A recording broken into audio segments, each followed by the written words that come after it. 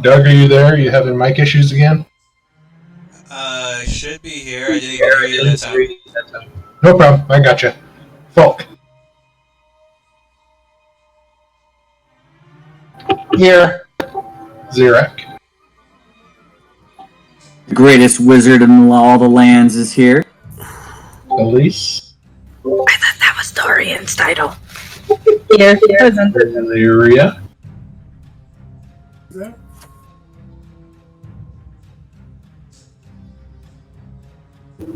Rudy. Present. Leamore. Yeah. Valyria. Here. Was everybody able to hear everybody? Yeah.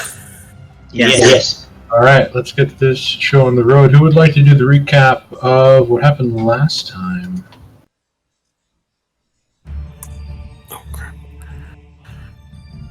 I suppose I can give it a shot. All right, Landlord, take it away. Okay, so last we left off with with ourselves. We were in the midst of a fight against a demon of some sort. While several decided to jump into the pit, Zirak concluded with following the words, "Wait, why am I going in there?"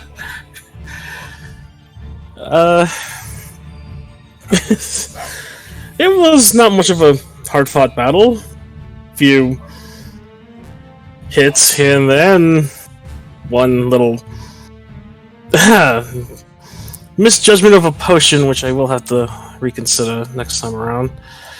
But with the combined efforts, we were able to down the demon. We were going to kill it, but with one last sudden command from a very unusual being, it was instead knocked out.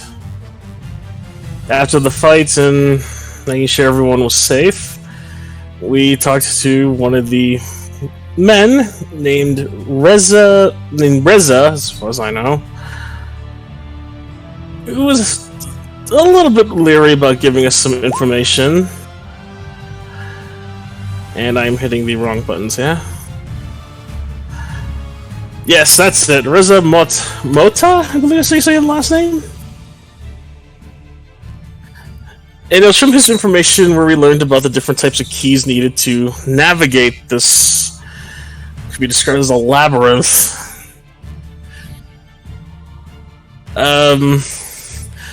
We were able to obtain one of the glyph keys from him, which we decided to press forward into the closest room up to the north, which led to a very peculiar trap. Resulted in about a good portion of us getting electrocuted before we were able to move into the next room, which we end up stumbling into an opium den. Honestly, I've never seen one before, but looked nice. Some things omitted. And then we met into a very what's the term? Lavish young woman named Parasha, who was more than willing to help us with the terms of setting her free once we find a master key, and led us into a secret room which contained probably the biggest surprise, an elemental. Thankfully, I knew the language that he spoke, and I proceeded to calm him, just enough for everyone else to follow him. Though a certain wizard tried to interject. But with a little bit of investigation, we were able to free this elemental, who is now currently fighting on our side, and is more than happy to help us as long as it means he can get home. We advanced further down, and found an opening. We found a second opening, and while we were getting ready to break through, Gangrune suggested to fall behind him. And thus, we return now to the Fates United as Gangrene is about to make the biggest explosive entrance that we will ever see in a Brave New World. Well done. Go ahead, give yourself a point of inspiration.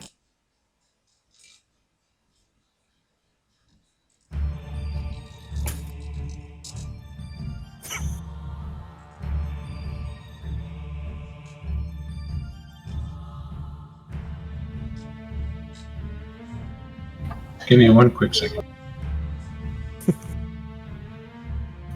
What's a fancy clap? If you don't know it, then you're just not fancy. Okay. So, as the elemental, though, only his language only legible to Leomorn, though he's starting to get the hang of voicing out the names in the same syllables that you guys are doing. He seemed to have taken a liking to Valeria, the one who sort of dispelled the magic that was keeping him trapped within that room and unable to exit. And as the sounds of screaming, screeching, and horrendous yells sort of come from the other side of these two large iron double doors, he tells Valeria to stand back as he charges at the door, bursting it open, revealing inside quite a sight. And I'm going to move you guys to the page.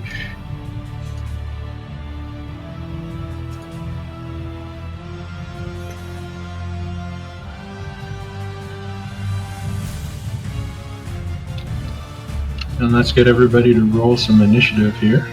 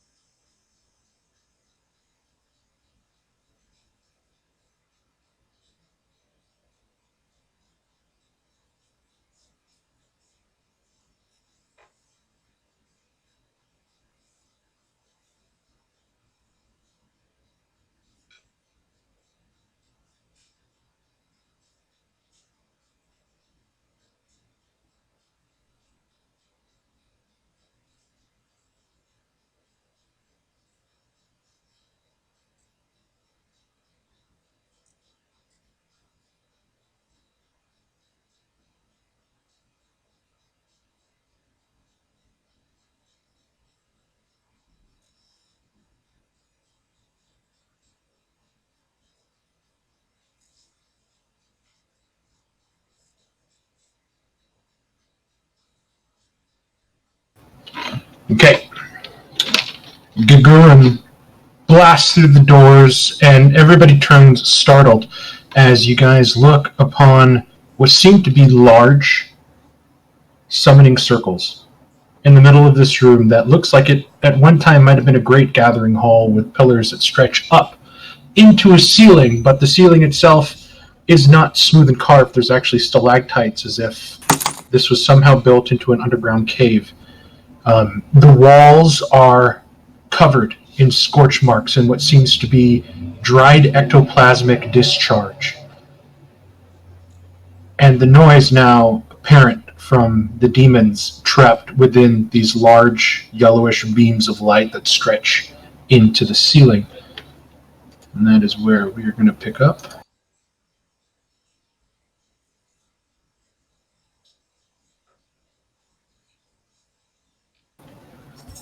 You guys didn't make any noise. You guys get a surprise round.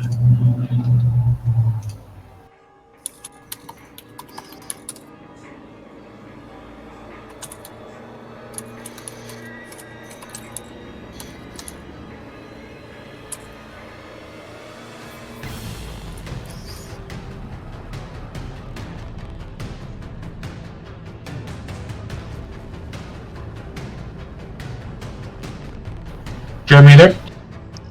Yeah, I'm just waiting. Is it my up? Yep. You guys get a surprise round on this one as the doors are blown open and the people inside are sort of caught off guard.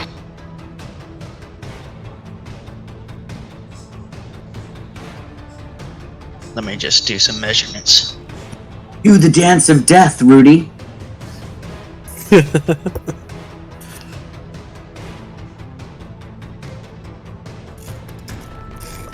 So I'm going to rush in, sidestep Gagaroon. Ooh, there's another one right here as well. I will say, come face the fire! Now I'm going to go after red one. And he just sort of looks at you and kind of moans as his dead mouth just hangs stupidly open. Your please fall on deaf ears.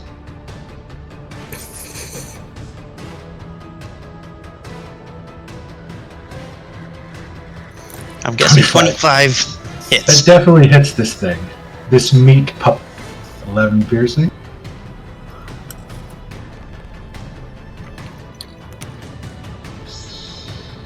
I will come in for a second attack and I go away with you.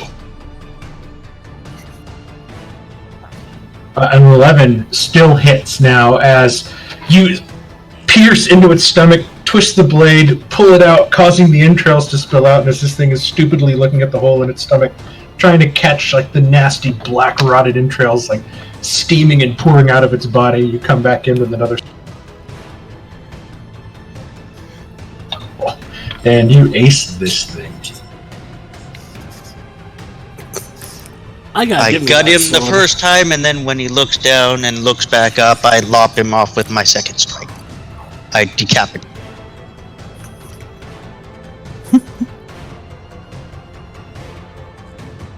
Are you going to stay there? Yes, I will stay here. Okay. Elise.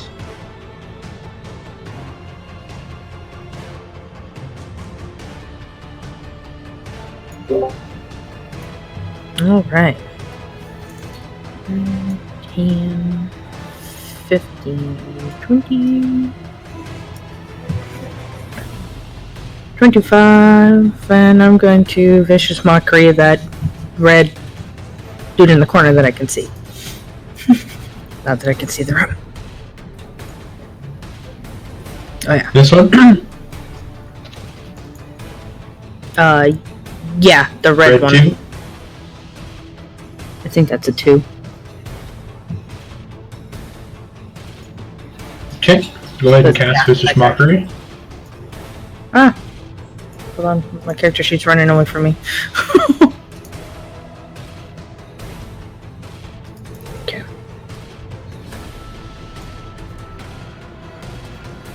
Okay, there we go.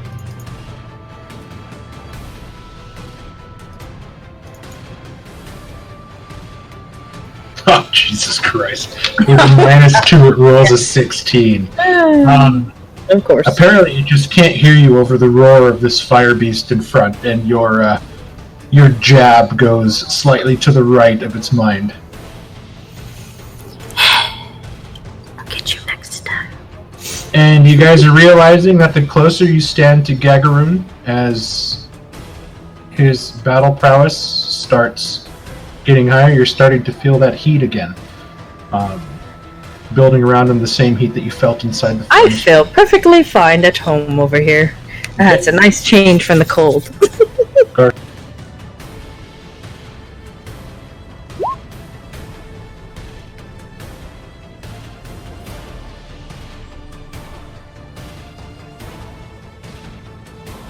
Garshell rushes up and he's going to bite at this undead creature in this spot. Okay.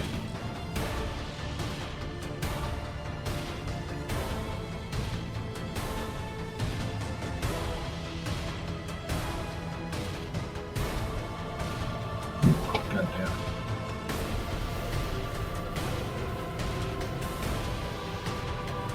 And since he didn't have enough space to pounce, that's the end of his turn. Okay.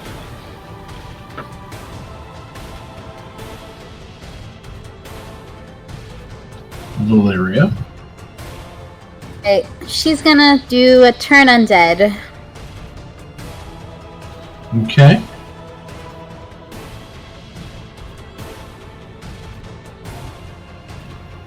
Okay, that's everybody within 30 feet of you.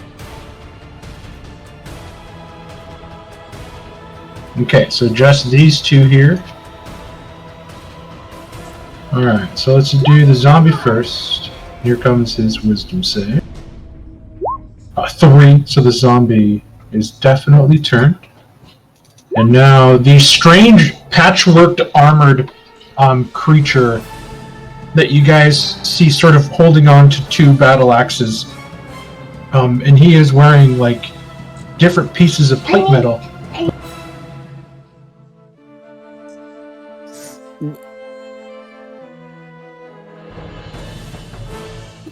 Love you.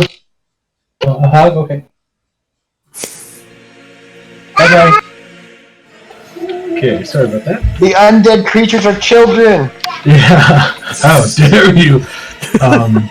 You'll kind of get a look at this thing here. Yet again. It is a nasty-looking creature, though he does look quite formidable. And here comes his wisdom saving throw.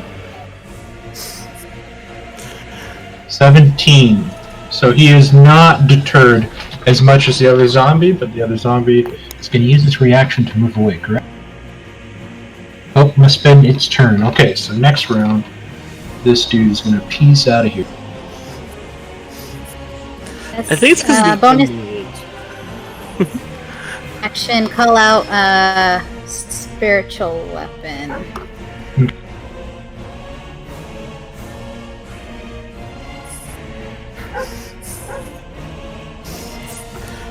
kind of looks like it had a goofy grin on it. Think of it like a slavering like mouth, like an anime with like the demons that are just their tongues are lolling out. And, That's kind of what this thing looks like. But compared to like the zombies, its shoulders are thick. There seems to be corded muscle underneath that dead, desiccated skin.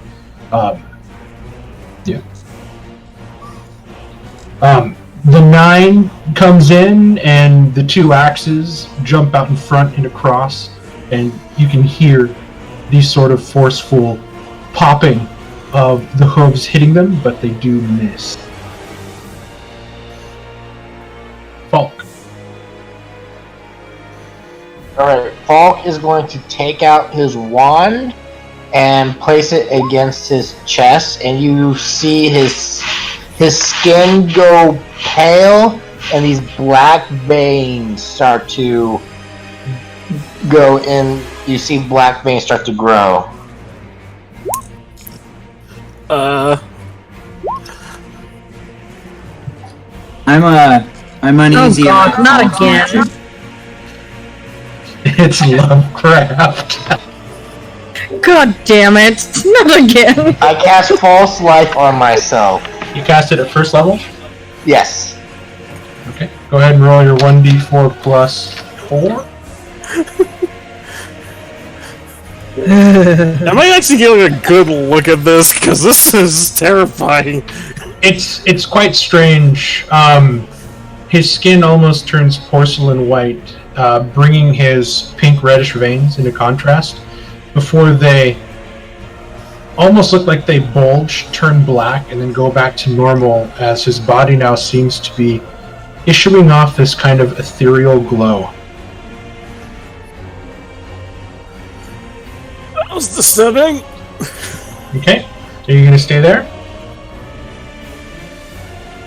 Yes, I'm staying back.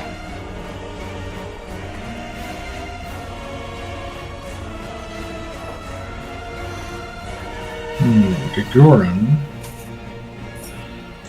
Can he You know what? He's going to make 2 attacks at the zombie because he doesn't know anything about turn undead. Hitting with a 9. Doing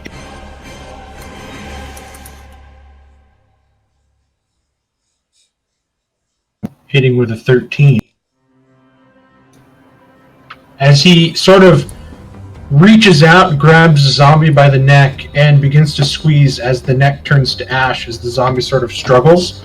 He then sort of moves directly through the zombie as the zombie just disappears into Gugurun's body. The only thing left is a trail of ash as he makes his way here, trying to be cognizant of where you guys are. That's the end of his turn. Zirak. Alright, a little uneasy by Falk's necromantic magic, but a little impressed that he was able to do more than make a puff of smoke. I will move into the line of sight of what's in the...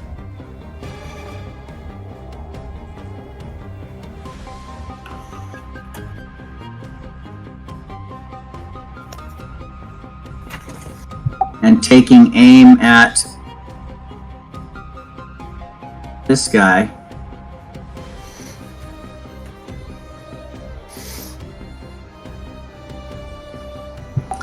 I will pull out my wand, which is much cooler than Falk's wand, by the way. 'Cause it's made, like, from an antler. So much bigger. So much bigger. And, Is it more girthier? It's. I was. How about that? We used the same word. More girth and more length. The 13 misses again as he turns to regard the elemental, and he sort of hears your quick chant of magic as you shoot forth your firebolt, and he turns the flat of his battle axe, whoosh, right into the center of it, and the firebolt just sort of hits it and deflects off as he pulls it down, and he sort of begins to look at you. Just getting warmed up. Literally.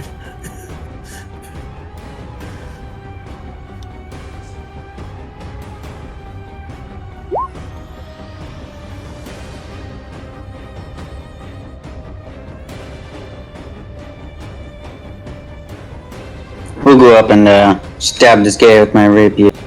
Okay.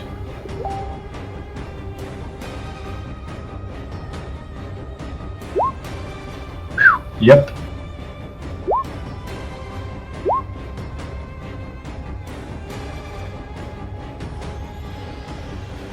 See, Falk, this is how you make an impression.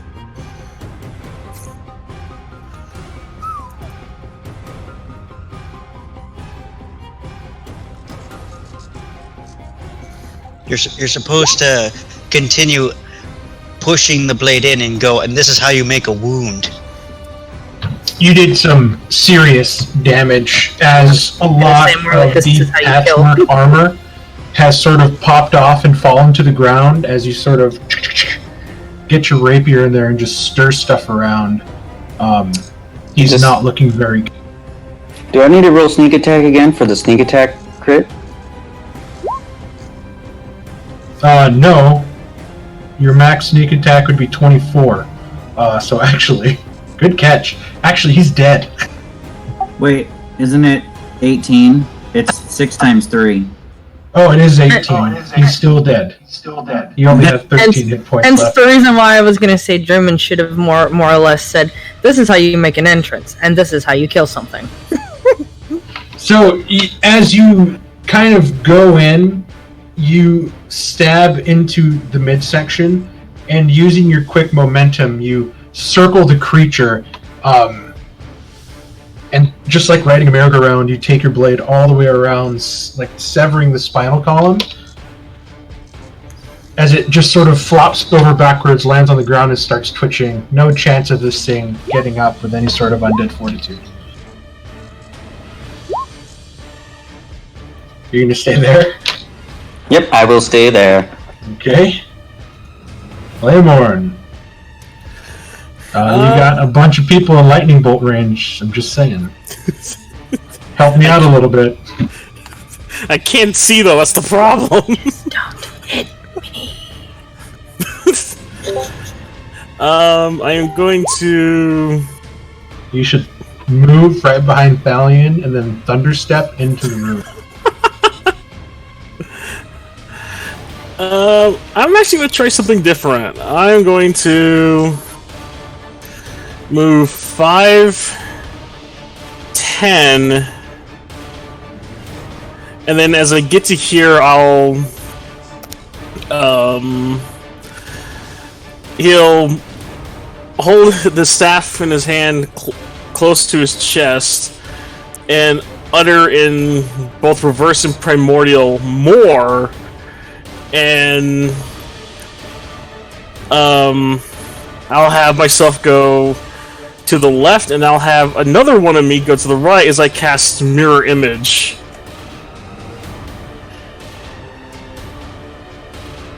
Link that spell.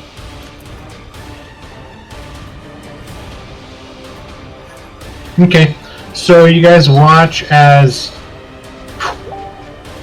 2 more Leomorns appear from either side, sort of mimicking his movements, and they begin to sort of run and shuffle around each other in a very hypnotizing sort of way that makes it really hard for you to focus on him.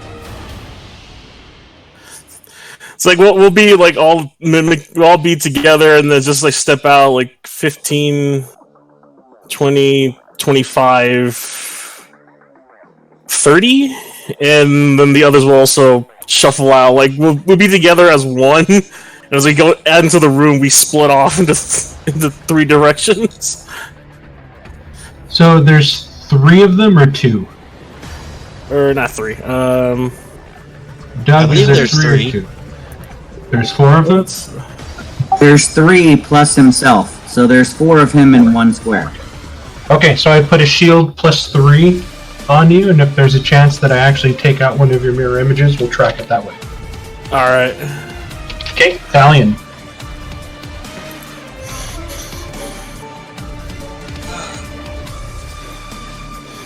My melees have died in front of me.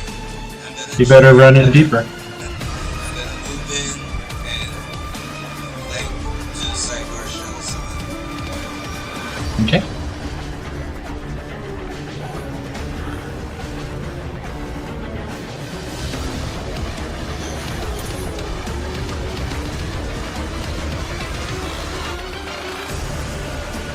Okay, now we are at the top of round 1.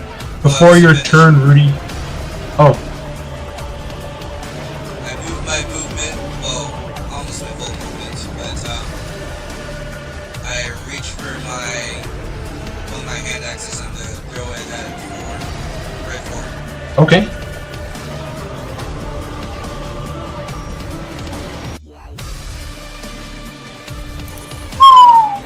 Okay, so you take your hand axe and you throw, and you watch as the hand axe deflects off of the energy, kind of like you hit one of the gates outside, as it shoots off and clatters onto the ground, and you watch as a crack begins to show up on this energy beam. Please don't do that. Well, It's passing right through the circle to get at it.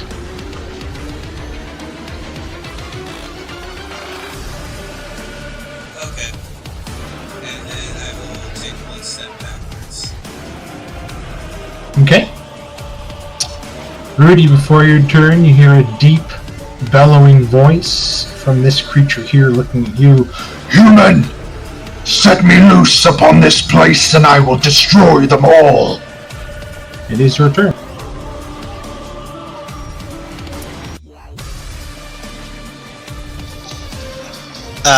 And I can obviously see that he's trapped. Yes.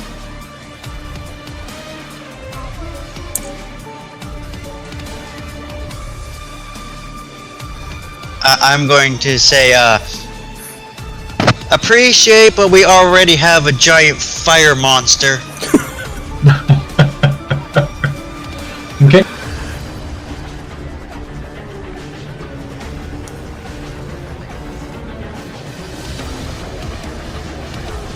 I'm going to come to this one. Now I will say, this is my pen, and I will write your name in the book of death.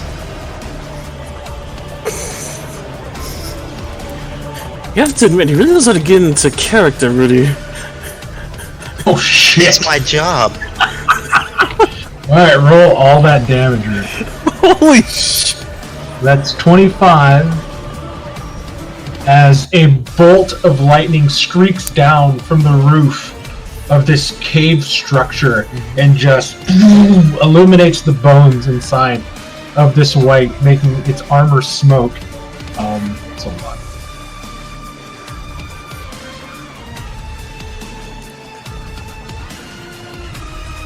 It's wavering on its feet as it's just moving around. It's about to fall. I come in for my second attack. Okay. I take this action to blow on it, and I go, so it has been written. Not noticing that it's still up. They still alive.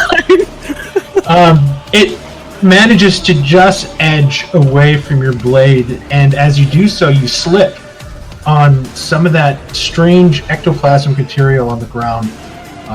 The next attack on you has advantage.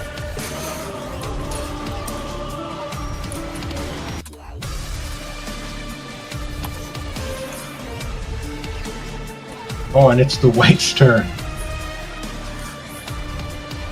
Okay. Oh, I should have done one of my blade flourishes. Dang it.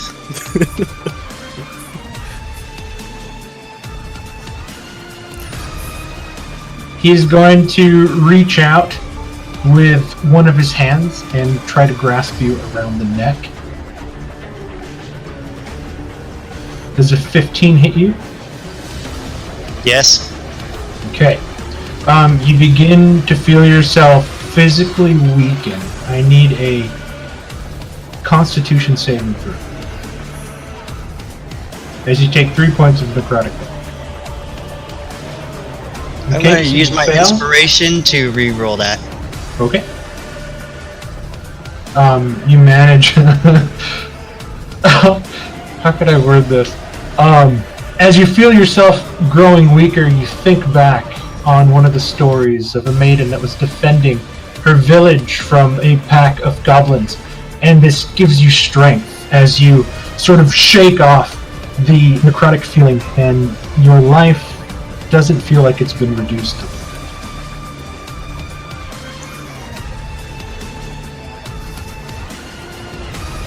Okay. I have so much to live for. And then, so that's the one advantage attack. And now it is going to strike at you two-handed with this one. For a 22, cutting you across the stomach, opening up some of your old wounds that you've kind of suffered through this trip for 12 slashing damage. Elise. Ouch.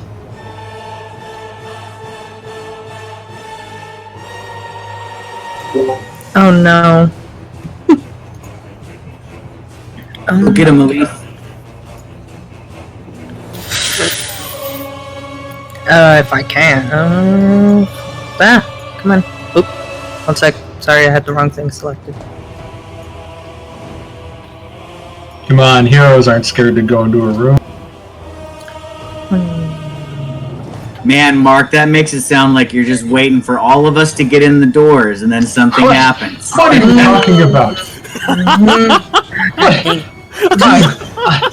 I would never.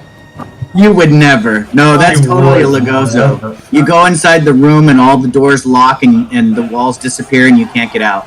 Oh my god. Damn straight. Why does Poison mustard why does gas. this sound like why does this sound like Xerax's death all over again?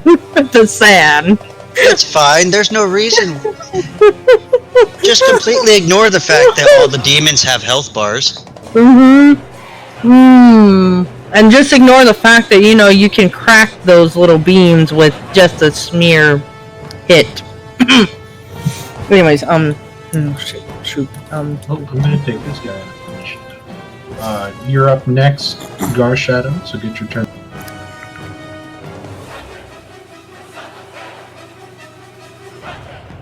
Elise, so you tentatively Can I? step into the room, and for the first time you can actually see all the way up into the ceiling, and you note that you actually have a pretty good space to fly around if you want to.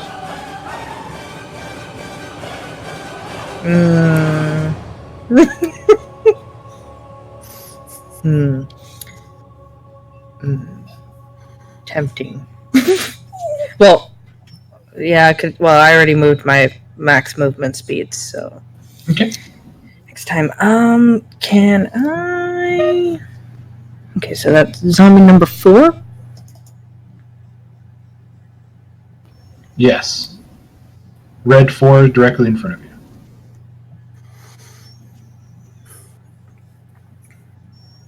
Oh shoot! I'm actually too far to do anything. Yeah, but she's gonna stay right there because that's all she can do right now.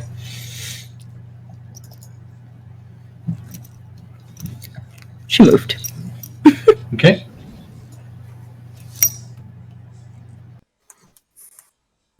So are you going to take the dodge action? Or are you going to use your bonus action for anything?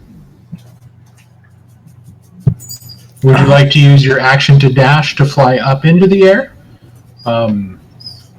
Yeah. Inspire somebody? What would you like? I guess she's gonna double move, but instead she's gonna fly up in the air. Oop, sorry. Okay, so you're going to use your action to dash. Stop. Sorry. Yeah, You're she's going to go gonna all the way up to your 30 feet? Can she go at an angle? Yeah, you can totally Kinda fly stay up at an closer angle. to 30 the, if you want to go to your full 30 feet, you can. So Yeah. if you're just going to use your action to dash, nothing else, go ahead and move your token where you want to go up, and then I'll get to Garsha. Okay. Okay. Garsha. Valiant kind of just points to the nearest zombie, and Garsha's just going to charge and get ready to pounce.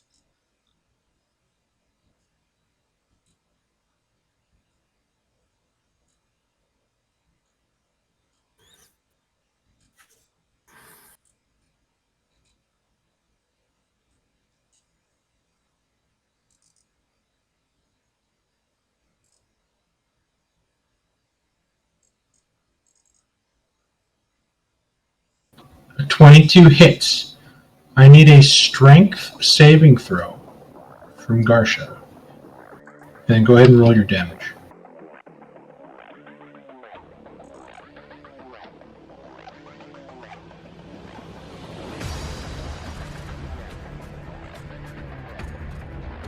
Okay, I'm going to describe to you what happens here if I can make this.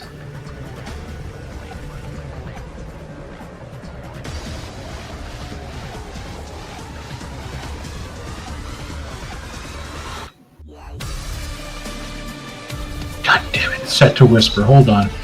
He did roll a 16, so I think he saves and he's not knocked prone. Let me turn it off of always whisper. Whisper toggle.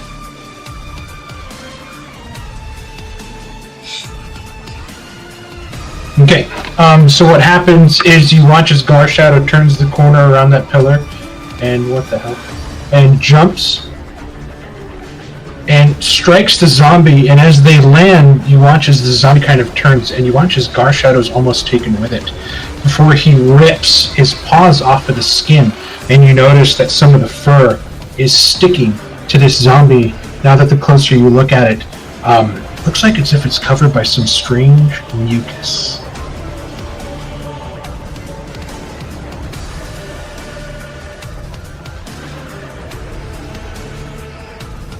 Okay, that is Garsha's turn. Okay.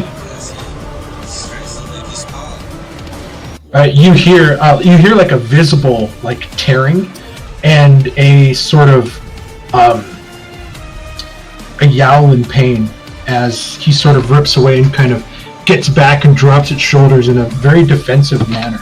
And you're looking at like this zombie now has like tufts of black fur sticking to it.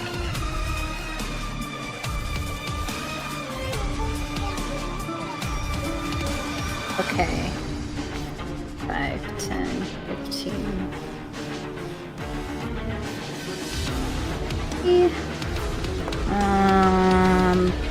I'm going for a Sacred Flame at the one next to Rudy.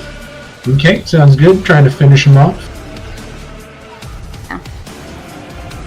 And this is a wisdom save. He is not proficient in wisdom saves, but he's got a +1. 5, he fails.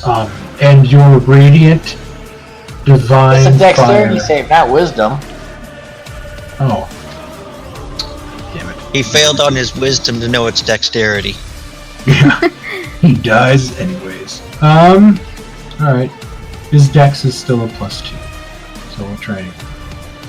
11. He still fails, he Hey. still burns. He's going to hell. Alright, and then I move by my. I believe here. Whoops. And I'll go right here instead. Okay. And you notice as the Pegasus gallops forward, its magic seems to interact with the light, and it almost sends sparks as the wings sort of graze by it.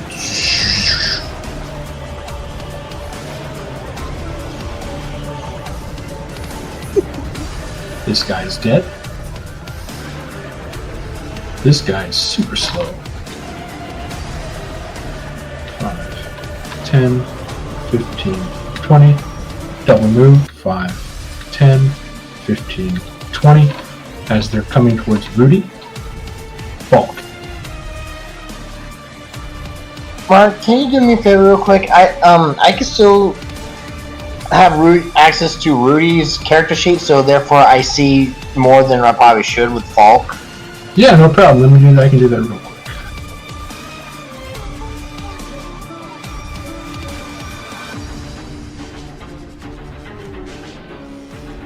So I'm just trying to make sure because with my line of sight and everything. Here you go.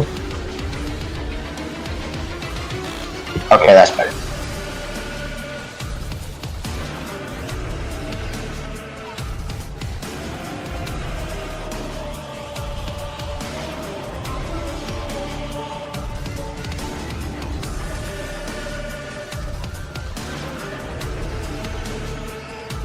I am going to shoot this guy with a ray of frost.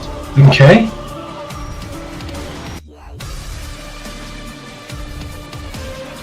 .24 hits, but I need you to roll damage.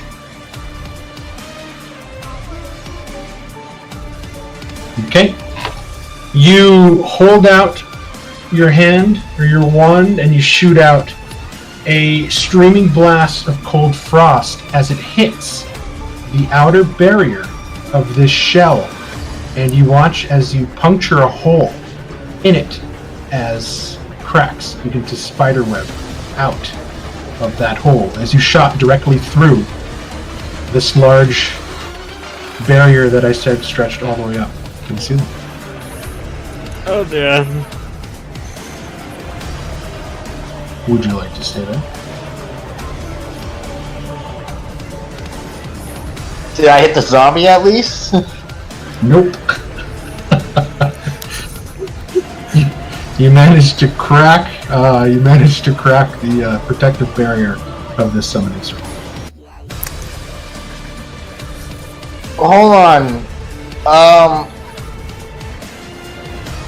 I rolled 2d8 for some reason. Because you're level 6 and that's a cantrip. Oh, okay. Yeah, I've played D&D before. I've never played a fucking wizard. Shut up. Okay, are you just Really? But you played a warlock. What? To be fair, he's had to fight demons with his staff, so he hasn't been able to use his magic in a while. Right? Is that the end of your turn, Fall? I can't move. I did an action, and that was all my movement. So Are you burning inside of a fire elemental then? I'm right next to him, not in him. On my screen, you're in him, but okay. In my screen, he's just off to the right. Yeah. Okay. It's very hot, and the stink is starting to steam off of Falk as Gugurun's fire is getting hotter and hotter as he gets into fight mode. It is Gagurun's turn, and he's going to go 5, 10, 15, 20, 25 to here, and he's going to attack this zombie.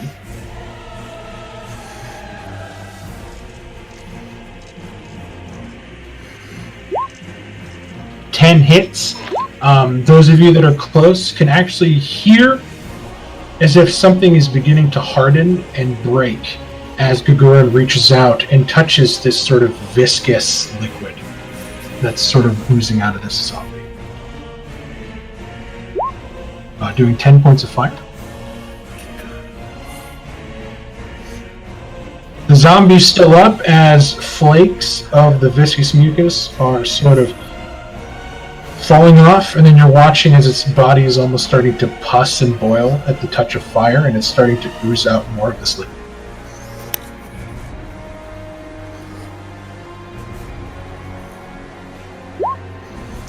And he is definitely dead.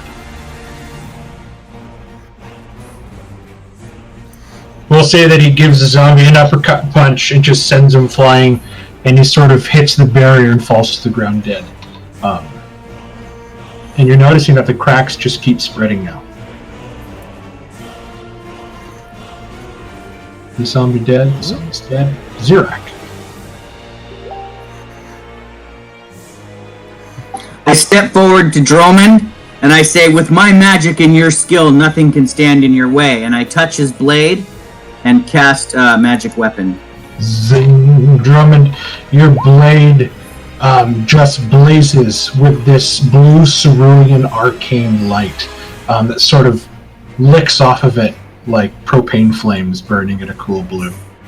I'm gonna swish it around and try and write my name with it.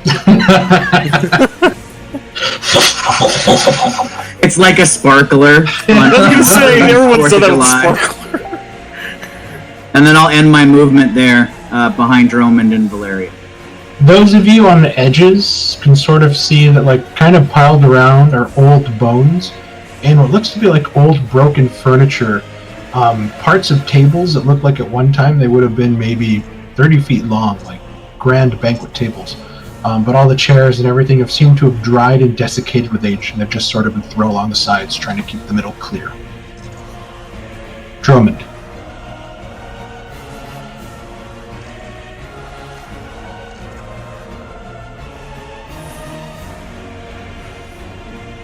Cunning action dead.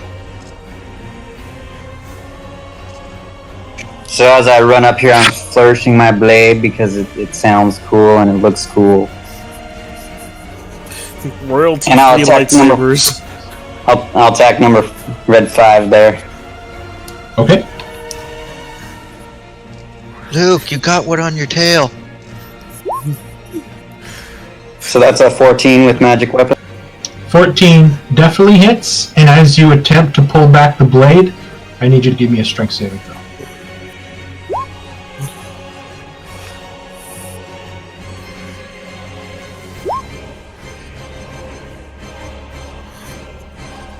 You stab in, feeling it doing the damage, scraping against bone, and as you sort of whip your hand back, you realize that your rapier is no longer in your hands, and it is sticking to this zombie. I just gave you a magic weapon and you leave it in the... That's I think you sabotaged me, Zirak. I haven't been doing so hot. You're just trying to make me look bad, okay? I know will say last that. roll was a crit and this time your weapon gets stuck.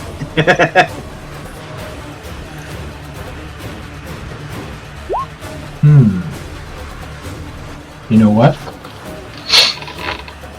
You watch as this white pulls a bow and arrow. 10, 15 to here. 20. And he's going to peek around the corner as he takes aim at this breaking, shattering energy. And he's just going to let loose a bow.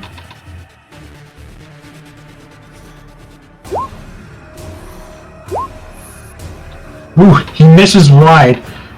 He doesn't want to hit this one he's in, so it goes through just a little bit past, but he has multi-attack. He's going to try one more time. 16, hitting it. 6 point of piercing is enough to shatter the enchantment. And you watch as this energy falls like shards of glass raining down from the sky, but then they kind of dissipate into snowflakes and then fall smaller sparkles before they just disappear. And you're watching as these little teeny tiny creatures inside begin capering, smiling. Claymore. Oh, great. Just what we need.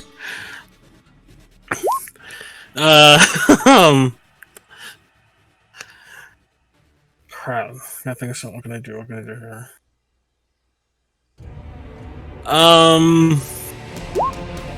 See, I'm gonna move 5, 10.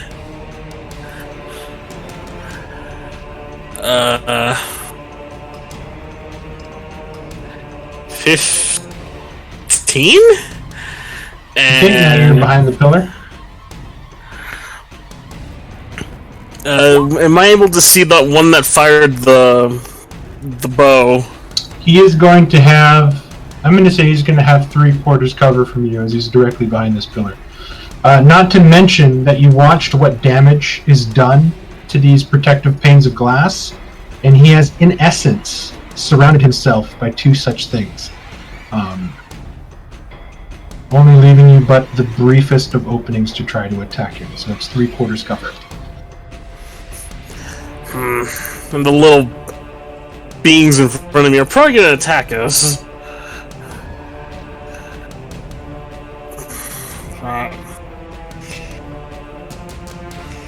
I am going to...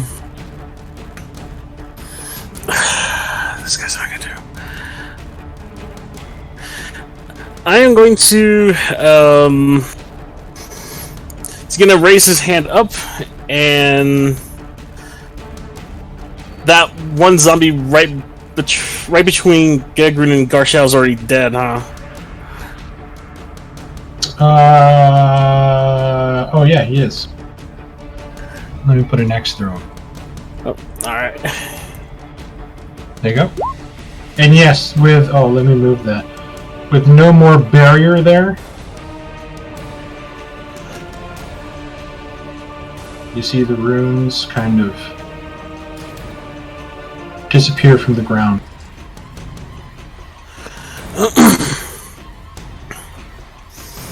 Oh dear. Gonna quickly yell at Thalion in front of us, and quickly cast a Ray of Frost at the nearest little bugger to me. Okay. 21 will definitely hit it.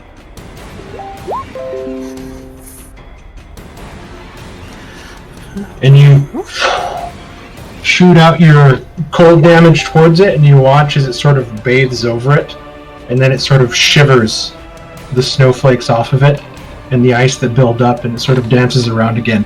Not doing as much damage as you thought. What bloody hell! But still quite a bit of damage to this little thing. Thalion, it is.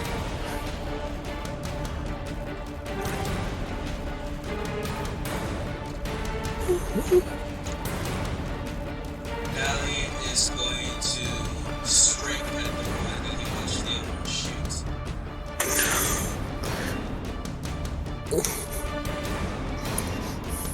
Okay, I'm just going to move this guy here since he fell off of his perch. 24 definitely hits him, and you cleave him in 2. And his body just sort of splits apart, slaps wetly on the floor before it just begins to ooze and bubble and melt into this black ichor that sort of just sinks and disappears into the rock. I will then kind of spin around and then strike at number 3. Okay.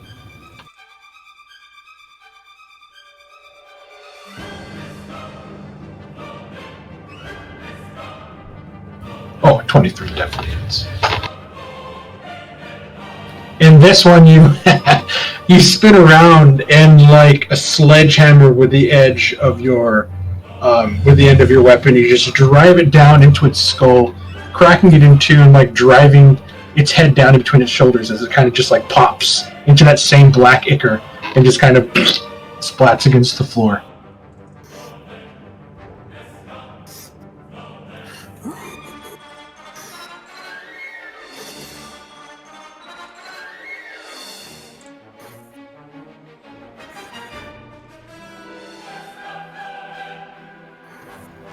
End of your turn? Yep, I roll to guard shadow, kind of eyeing the situation. Okay. About all my ground practice. This one is going to keep moving towards the person that it saw, that it wanted to eat the first time before Drummond ran in, and it only has eyes for the currently bleeding Ruth. And it's going to... It's going to reach out and try to hug you. 12, I assume misses. I will push him away with my hand and I go, not interested.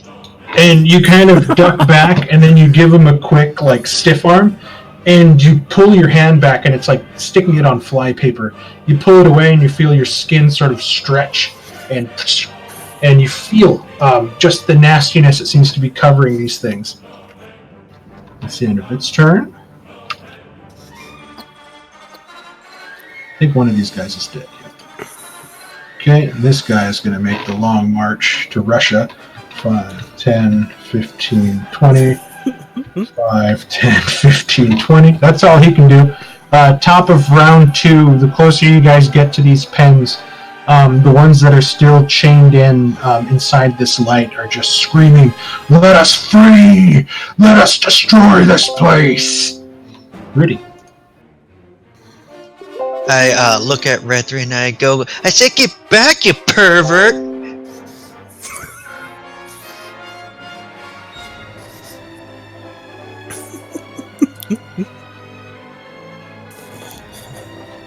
Okay. Draw your Thunderwave cube, please.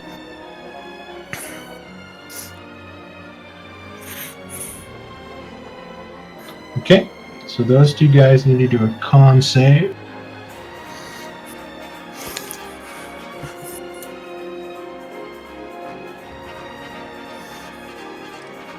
Okay, here comes, we'll do the one directly in front of you.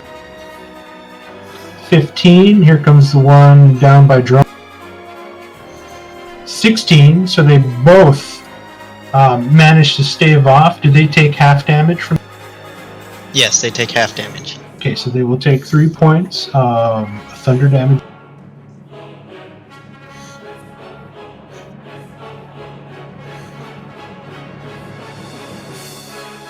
And as the thunder sort of hits both of them, you see like the viscous drops of this sticky substance on their bodies that seems to be secreted by their own skin, just kind of shoot off in strange arcing puddles and just slapping loudly on the ground.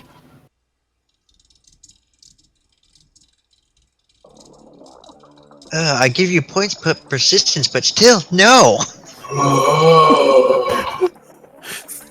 Pretty. It's that crimson blood, man. They're attracted to you for it. This You work dude's well. Dead. Elise, you're flying up in the air and you watch as the magic dissipates from that large column of light that was keeping these demons in here kind of trapped. And it sort of rains down around you as you look down as these things begin to start capering, as chaos seems to be sort of trying to break out within this room.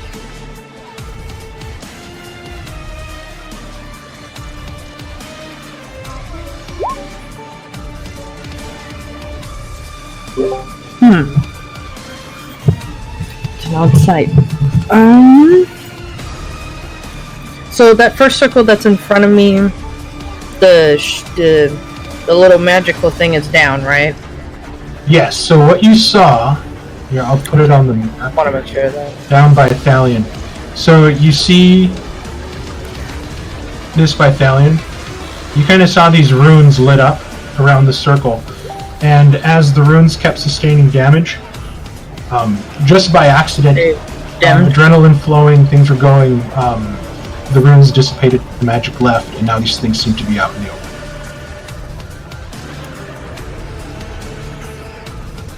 Okay. Green 1. I'm gonna Vicious Mockery. Yeah, close enough. Okay. So you look down at the little demon and say some words in it, and you put it in Infernal to kind of let it know, like, Yep. okay, this is a wisdom save, correct? Yes. Okay. These things seem a little... It's as you say the words to try to penetrate the mind, you feel that there's a bit of pushback. And you're thinking that they might be resistant to some sort of magic. But here comes his wisdom save. Valiant actually perks up this time because he actually understands that language now. Infernal?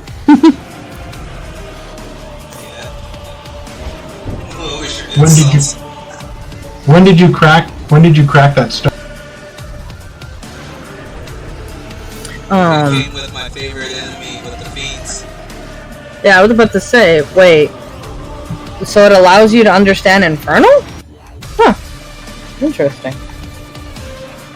One language from your favorite creature. I'll type out what. Aren't demons and fiends? They're two different you chose things. fiends instead of demons? Or aren't they the same thing? Demons I and thought fiends. demons spoke abyssal. Yeah, they do. And fiends speak Infernal. They're two different. And you chose demons, correct? From what you told me. Yeah, so actually, never mind. It's abyssal. Yeah, I was gonna say. Keep that in Yeah, mind. it was just speaking Abyssal. She doesn't know that. Okay. Oh shit. That's my turn. Hold on, I forgot to. Hold on. God damn it. Nope. I totally forgot to add these guys at the top of the round.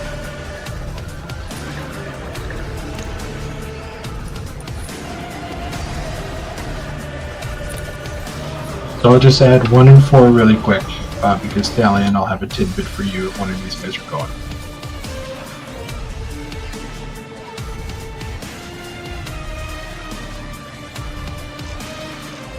Is there anything changed so far? Yay, no?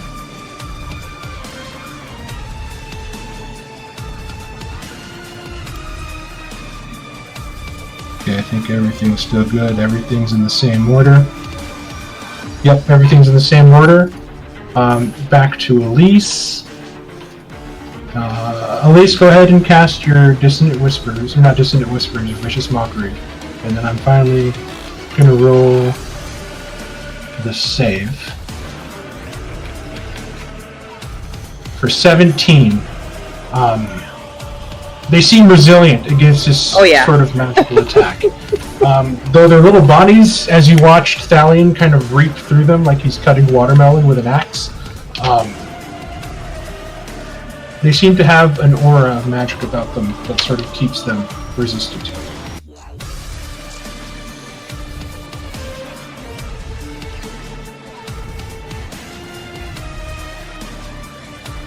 Barsha.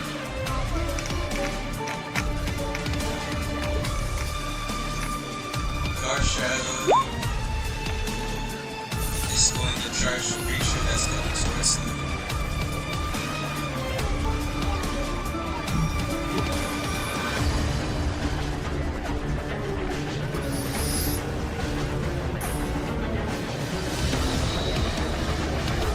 As this poor guy rounds the column, finally getting inside of people, he is greeted by a large black lion. I think this kitty wants to hug me. 25 will hit. Give me a strength saving throw. And you didn't. You said it didn't. It's not. Did you pounce, or did you just want to run up and do a bite attack? Because of the angle I did it, I was going to try and pounce, but with the straight angle, I was going to have to just hold it so Okay. No worries. I just wanted to double check that. believe that is a success. That is actually a fail. So you watch now as poor Garshadow. Garshadow bites deep into the thigh of this creature, and as he tries to pull back, his mouth is now stuck to the creature's leg. Tasty. And it's sort of like you're watching like a dog. You're to somebody holding on the edge of the end of a tug of war rope, and sort of pulling against the rope, and you watch as Garshadow struggling and almost pulling this zombie along as it's looking dumbly down at this lion that's attached to its leg.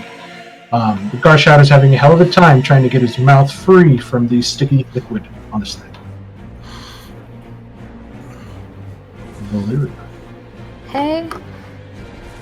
I'm gonna go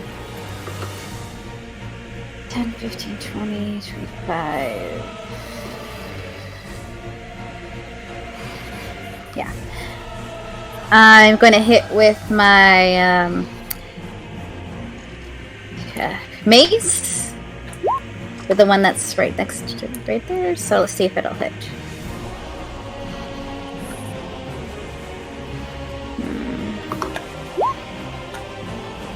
Oh, Jesus.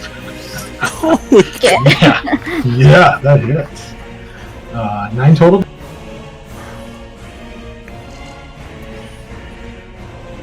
Did you want to expend any of the charges? I'll do one. It was a 2d6, I think, right? So it's going to be 12 plus. Go ahead and roll 2d6.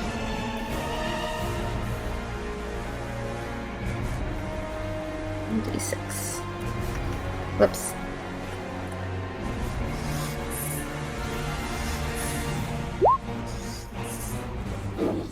Ooh, that's 21. Holy shit. You watch as Valyria turns the corner and her mace flashes down in front of you and just clocks this thing in the head, and she sort of drags it down the body. And as she does so, Rudy, you watch as these large thorns erupt out of this thing like a porcupine. And now it's sort of left standing in this Michael Jackson Thriller pose like the world's scariest Christmas tree. Alright, and then I move my spiritual weapon right here and go for the same one again. He is dead. Move it to the next one. And he is definitely... I'll put it right here. Okay.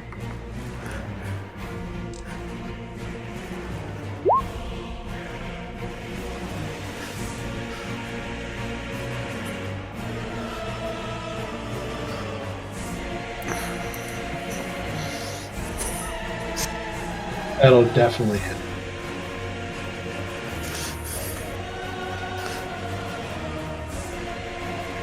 Say, I thought this was a bad idea. Let's just get this over with already.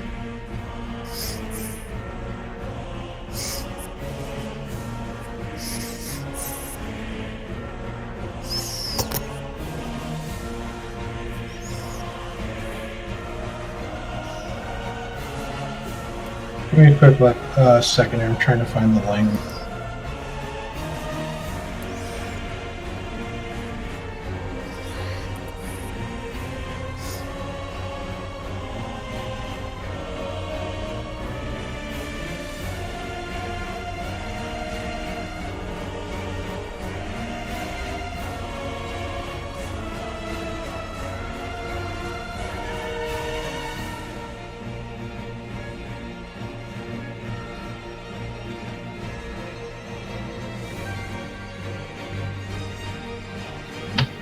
Okay, so what did you put on your sheet, Doug, when you wrote it down? Did you put Abyssal or Infernal?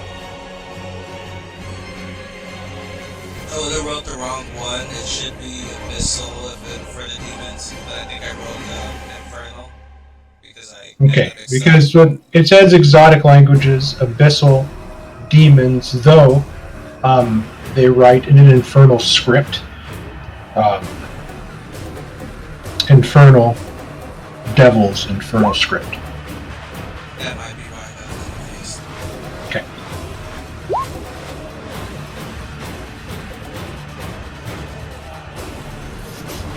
That zombie is not looking too good.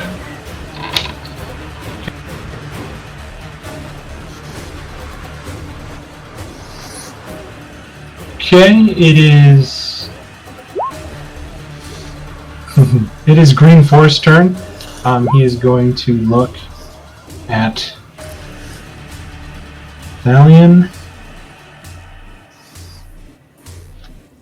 He's going to smile, he's going to wave, and then he's going to turn invisible. Oh no.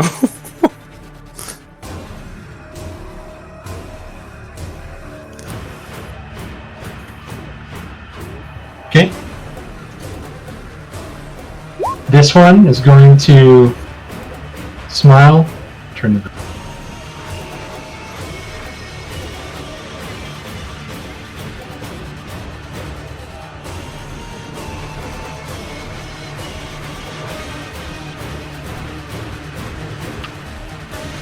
Paul.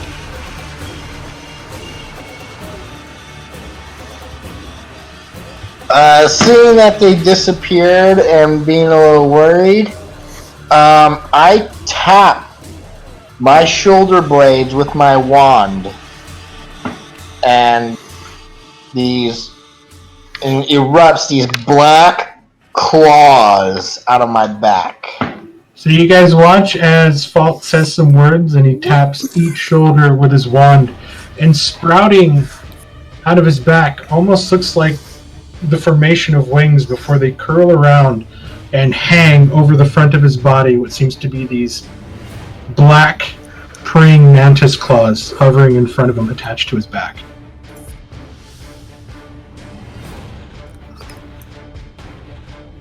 You gonna stay there? He study again.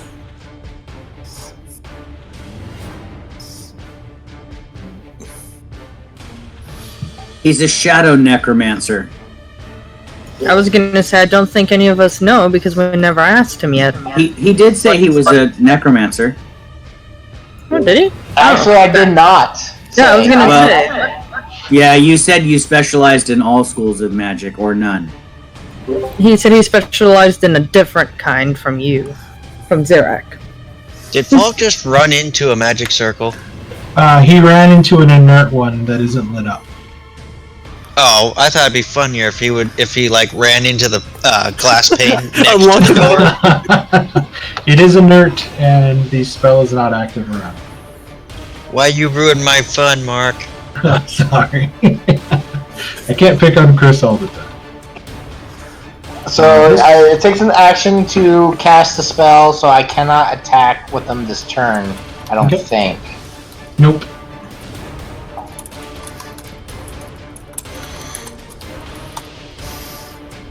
Okay, let's see. I mean, really, the only thing it's going to do is it's going to try to bite down on Drum.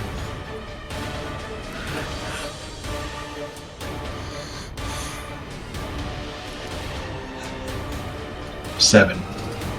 You're way too wily for this slow-moving thing, though you are wary of the fact that your sword is still stuck in this thing, and it's really hard to get out. It is Gugurun's turn. 15, and he's going to make touch attack.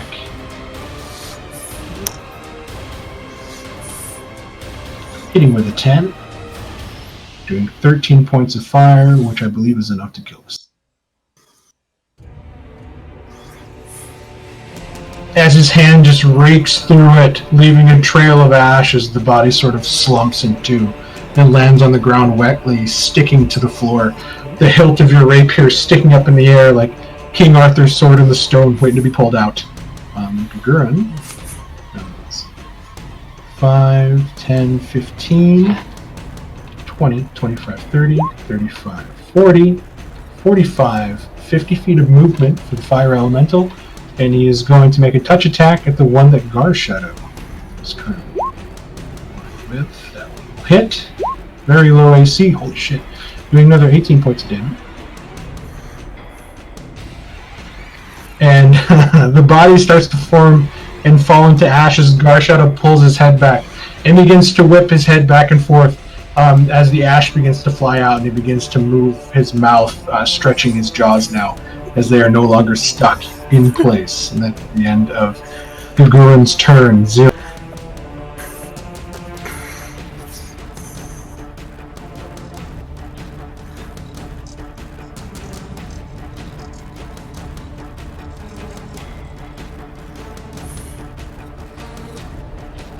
So I move forward looking for any enemies, and I don't see any.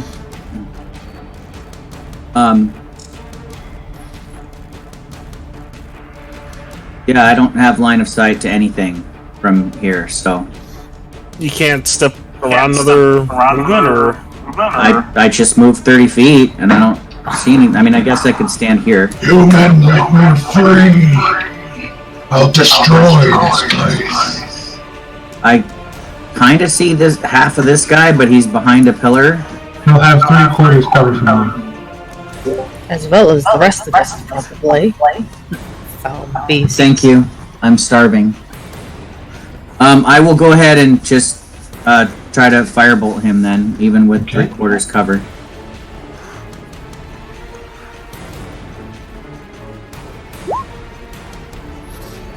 "21 hits, even with the 3/4 cover. You manage to ace his shoulder, and you hear a sort of call out.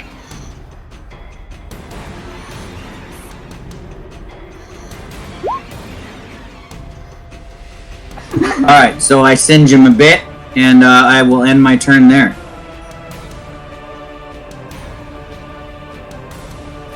Okay.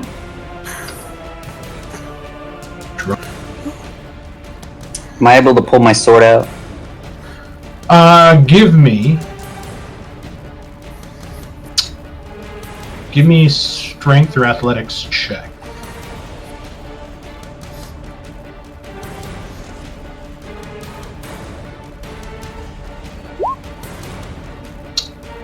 Okay, Stupid. it's still stuck in there.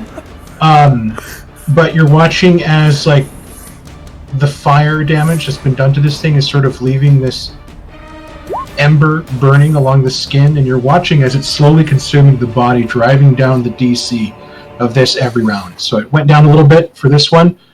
You can try to attempt it, or you can try to use other weapons for now and just sort of let the zombie burn out until you can pick it up for free. I leave it up to you.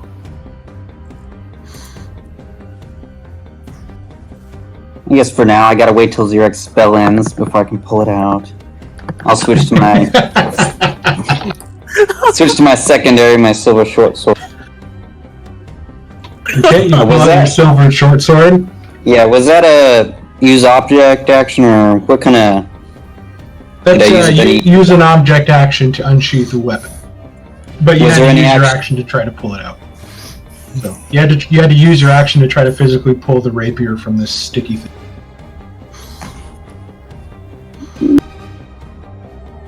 It's like trying to pull a spoon that's been left in a caramel that's set on the stovetop. I'll just wander around back here. That would be my. Laymore. well, no idea where those two little bastards are, but Kill the whites! They have the bows! They can free the demons! I'm a little far right now! 5, 10, 15, 20, 25, 30, and I'll also just do a quickly yell out, Dagroon! Watch for the rune circles! We don't want them free! And that's all I can do. Okay, so you double move to get there?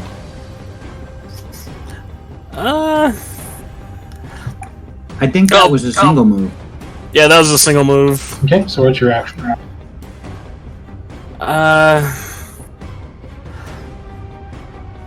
Crud. I don't think I can do anything here. Then you can dodge. Yeah, I'll take a dodge action Okay. This white is watching now as he just got hit in the shoulder. Everybody seems to be encircling him. He throws his bow to the ground. He's going to unsheath his longsword, and he's going to begin hacking at the rune circle in front of this large winged demon. Nobody listens to the wizard. I try to tell you guys, nobody listens. To be fair, all of our shots would still hit the circle anyway. For 11. Rudy will hear Zirak and turn away from the mound of corpses in front of. That's going to be 10 plus 22, and you guys watch now as this rune circle scatters and vanishes to the ground. I admire your corpses, Rudy, but I don't see any whites with bows. Rudy will point to the white right next to her. Like, ahem! Except for that one. Maybe you should check your eyes. I don't see any whites with bows near you either. He doesn't know about that bald spot, doesn't he? Yes, he actually does. Use your eyes. He does. I'm rocking the skull. Open your eyes.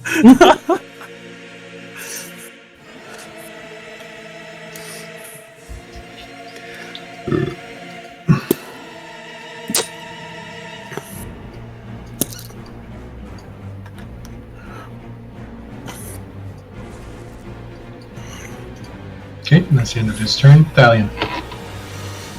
You just watch now as another one of the tall light pillars breaks, and this screeching demon, the same one you fought before, though this one seems much tougher, much larger than the other one, sort of spreads out its wings and holds out his hands, and you watch as, like a John Woo movie, this scattering of sparks landing on it and dropping off of its demon's skin.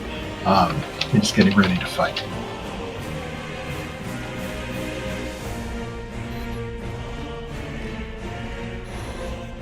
I'm gonna step up and with my reach strike out at this thing twice.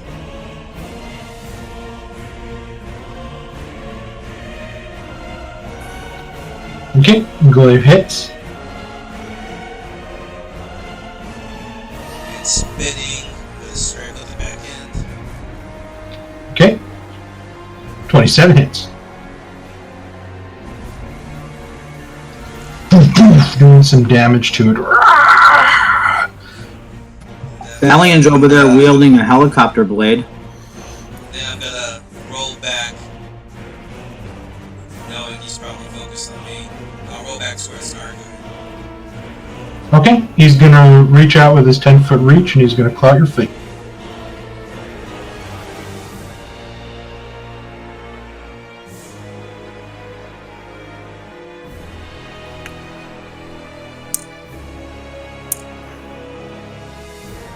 Okay, make sure everything's toggled and normal as his talon sweeps out. 15, which I think misses your AC. It just misses. As you begin to step back, you watch as it lightning quick shoots at his hand, and you do the thing where you suck in your stomach and you bend yourself in an arch backwards, and then you feel the wind of it strike in front of you. As I pose close to Gargarin, I kind of just shout out, "It's got long reach. Watch the claws." Gargrin has no idea what you just said. That was kind of aimed at everybody, but He just kind of looks at you and, oh, that's kind of all you get from him. I think this guy's dead. I think all the zombies are dead, right? Yeah, all the zombies are dead. Even this guy. They should be top of round. Rudy, it is your turn. I'm going to come up here and I'm going to try and King Arthur this sword.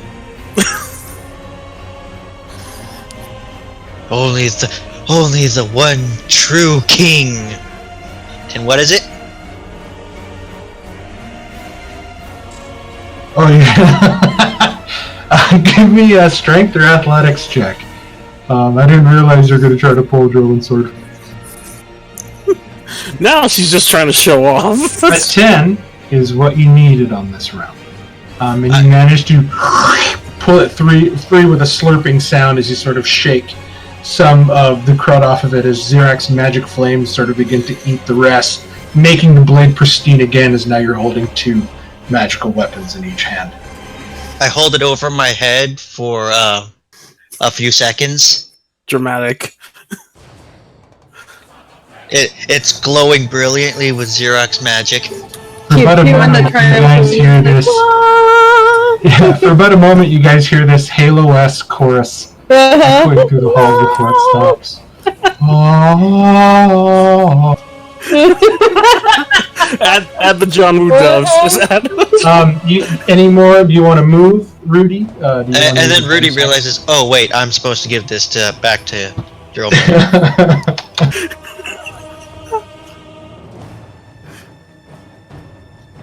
She's gonna say, "Your blade, sir." What? And then, so the blade only gets stuck for me? Thanks, Zirak. Oh wow! Anti-Drummond rubber. Only the one true king. That's Drummond for you. Oh, I'm sorry. And before it was your turn to Rudy, you guys hear the large one bellowing. There's only one that can stop him. Let me free, humans, and I will destroy this place. Which one said that, Mark? This one over here by me? Yes. Okay. So I will hand Drummond his blade, and if I can, I'd like to bonus action healing word myself. Go for it. You can definitely do that. Okay, and I'll let you roll that, add your healing, and then Elise, it is your turn now. Another one of the light pillars has been destroyed, and you hear this echoing, screeching roar. All too familiar, though this one here doesn't seem to be as beat down and broken as the one that you guys fought earlier inside the breaking pit. Which is exactly what worries her. Alright,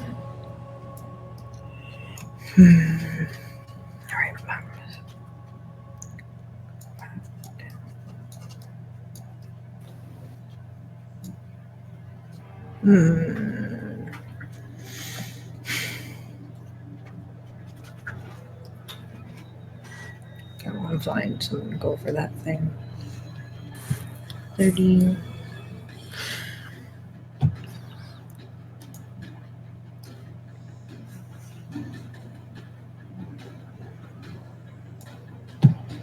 Sorry, Drummond, you're stuck with me. I think you're the only one without a magic weapon. Okay, she does not like this. Dang it.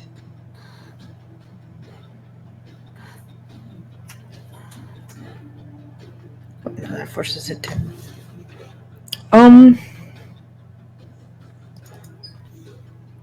Okay, so the other two are gone too. I need an action. She is going to. I'm going to cast Crown of Madness on it. On the demon? The demon, yes, the big flying thing. Okay. 35 feet away. Yeah. Go ahead and cast Crown of Madness. Oop. Or it can do that.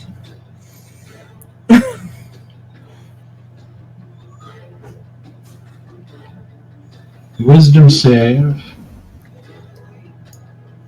Here comes this wisdom save. 22. Oh yeah, that's you have definitely gotten its attention. You try to penetrate its mind with a spell.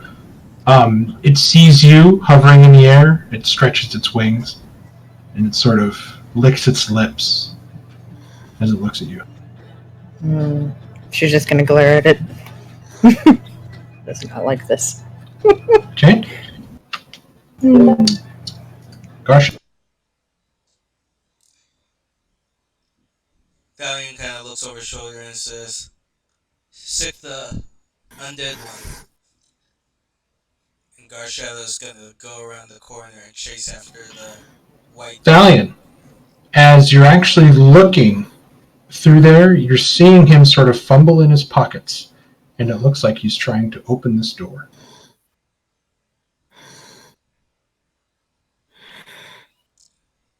Noticing that, then I'm like, Garshada, quickly.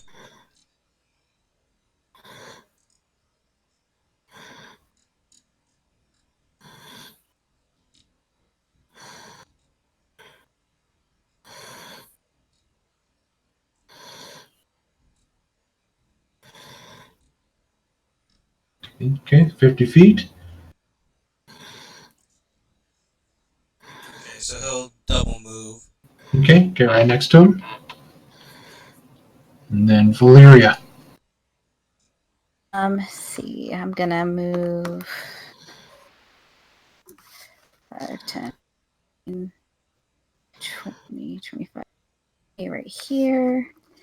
And I'm going, see, what can I see him from? Yes, I can see him from here. You can. There's no magic in your way, no pillars.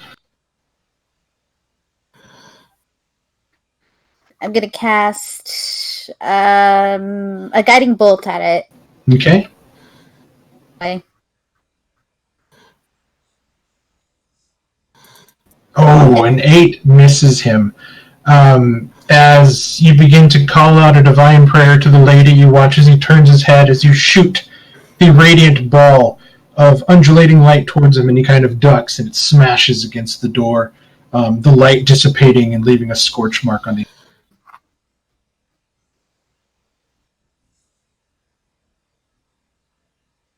I'm just gonna move this.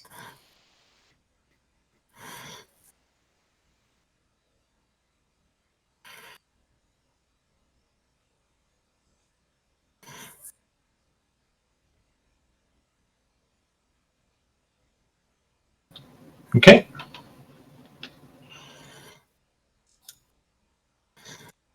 Zarak,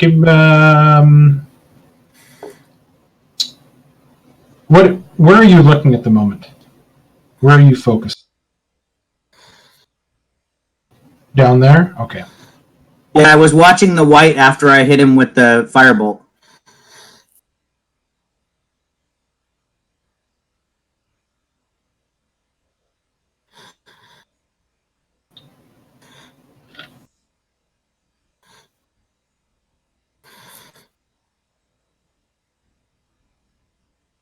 Oh, they're gonna do my job for me. Yep. I was They're gonna gonna free that attack. guy.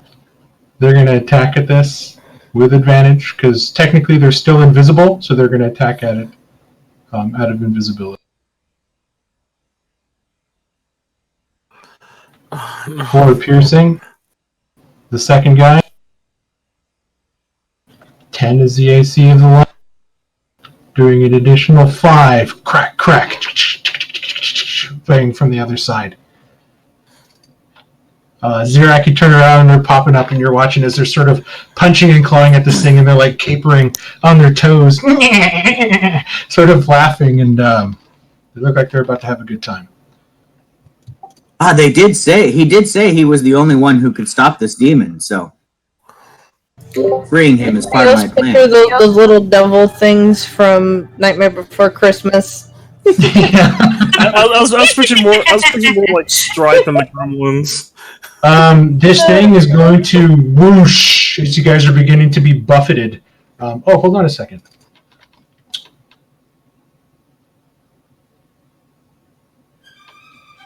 Did you attack with your spiritual weapon once you moved it, or can you only move it and or attack? I can't remember. If I remember correctly, I believe you can move and attack with the spiritual That is weapon. correct. You can move and attack with it. Okay, it's its own Valeria, sorry. No, I can't hit it since it's a bonus action. But it's a spell. No. So once it's up, go ahead and make your attack. Because once it's up, you can cast all the spells you want, and you just let this thing do its thing.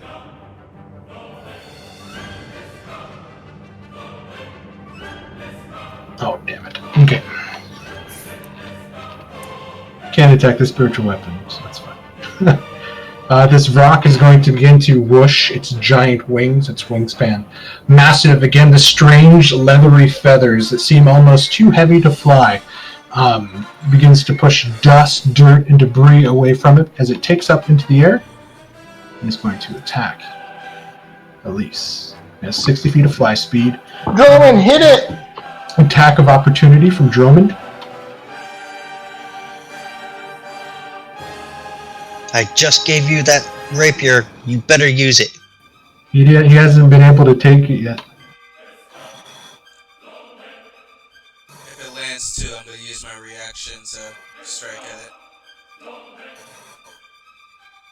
Which will That also 24 will hit. Okay. As you strike into its iron hard hide and leathery skin, it's like hitting a baseball at the very end of the bat. You feel it begin to vibrate in your hand, and your hand becomes numb almost. Now it's going to take some attacks at Elise. Darling, I don't think you can hit it because it's like up in the air. Yeah, it's 30 feet up in the air, but he's hoping that it's going to come down slower or land. So maybe that's going to why reach he out. failed. Mark, Drummond's damage is actually 6 piercing. No, not with a short sword. It's a silver short sword. It doesn't have his rapier. Rudy ran over and is holding it out just as the creature took off, and he sort of reached out for the rapier, saw it take off, and then he slashed back at it with his short sword. Gotcha. Italian, you didn't have an attack of opportunity at all because it was beyond your reach. yeah, I did it. You're still there. So disregard. Yeah, so it took off from the center of the magical circle that it was in, and it is now beginning to fly up. And from here, it's going to shoot out its long neck, and then it's going to try to grab at Elise with his talons. So here comes the... missing with a 10, as Elise sort of rolls out of the way, kind of trying to hide behind the pillar before her wings bring her back out as the talons shoot out. For 17, does that hit? Yes. You take 11 points of slashing damage as the front talons rake out in front of you as it just screams in defiance at you who dared try to take control of its mind.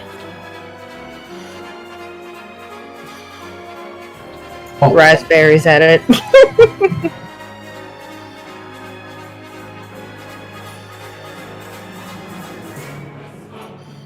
I use my black claws to attack the shield on this.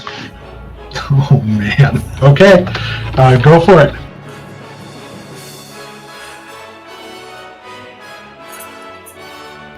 It's going to take 12 cold damage as it... Wait, is this? Why is this a saving throw? I don't know. You're the one that set up your sheet, bro. That's what it said the last time you cast it too. Con save, and it does cold damage. Because it should be a melee spell attack, so I don't know why you have it set up that way. That's so stupid. I'll put But it's fine. attack. I mean, it's fine. It's an AC 10 on this thing, so it's pretty easy to hit. You do 12 points of cold damage, and it just shatters. And you watch as point this to thing the begins rock. to... At the point, yeah, I point to the creature inside. It says, "Kill your brethren." He looks at you and he licks his lips. God damn it, fuck. I think perhaps it lied. You guys are You owe me this favor.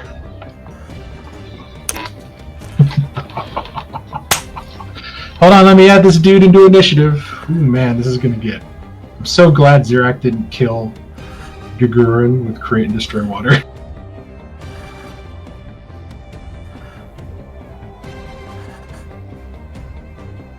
I don't have create and destroy water. Oh, you were saying, like, maybe we can just create a lot of water over him and then kill him last time. It was fucking hilarious. Oh yeah, the fire elemental. Yeah. No one is harming the fire elemental.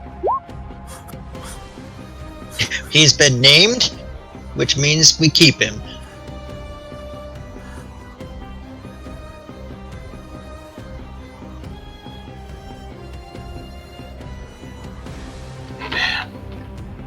Never thought you guys would ever listen to a demon.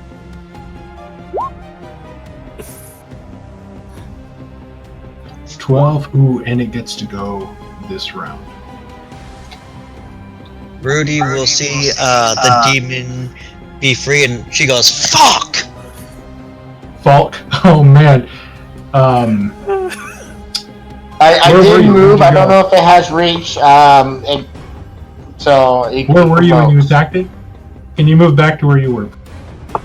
Right there. I have reach with my claws.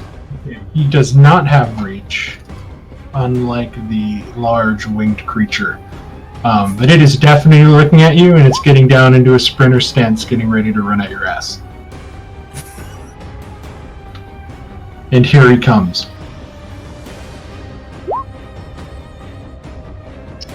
Chris, you must really like rolling up new characters.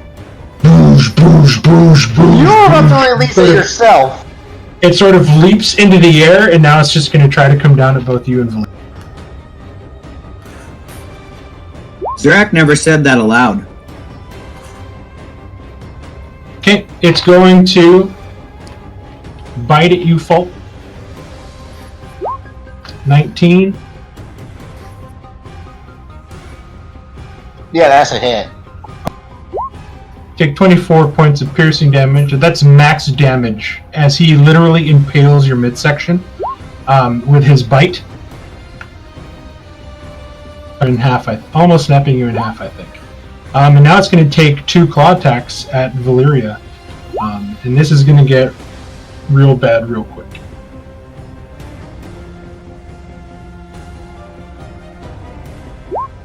"13 against you, Valyria, as you turn around with your shield, as now there's this large creature that just almost bit Falk, your new companion, in half.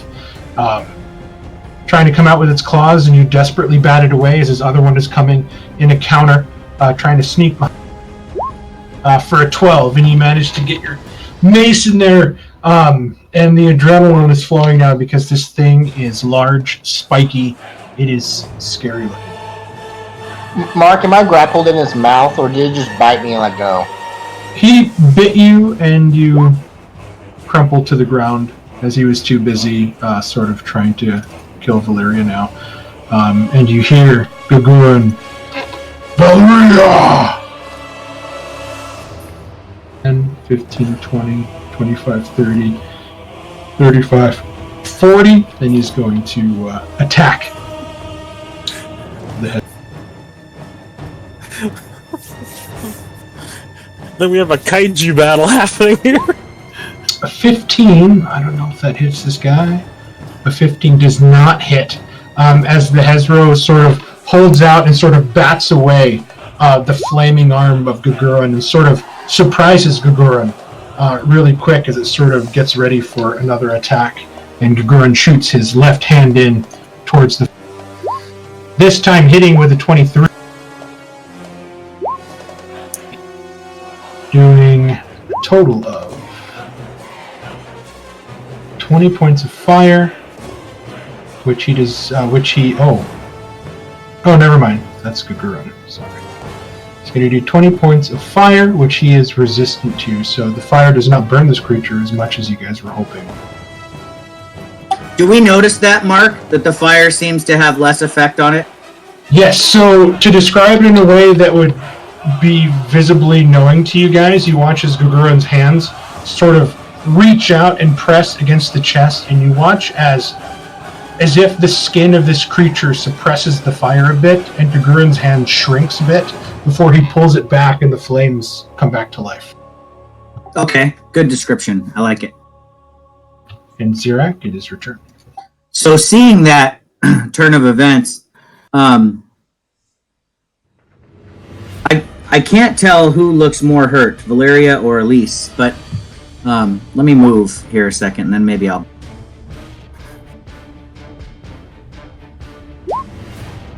Oh yeah, looks like Elise is more hurt. And Elise is also one-on-one flying with this creature, so I will take aim at the flying demon, pulling the small diamond out of my pouch, having it grow into a softball-sized ball of lightning. I will hurl it at the flying... Oh, hold on. Now, you did fight one of these things before. And you remember that the cold damage you guys tried to do with it, it was quite resistant to. The same with fire, and the same with lightning. Oh, okay. As you threw one of your chromatic orbs at it before, and you watched as the other one almost simply batted it away, as if it was no harm to it at all. So I will say that you will remember that. Okay, then I will try a damage type that I have not used before. It will turn into a glob of green goo, acidic goo, and I will hurl it at the creature doing acid damage this time to see if that works.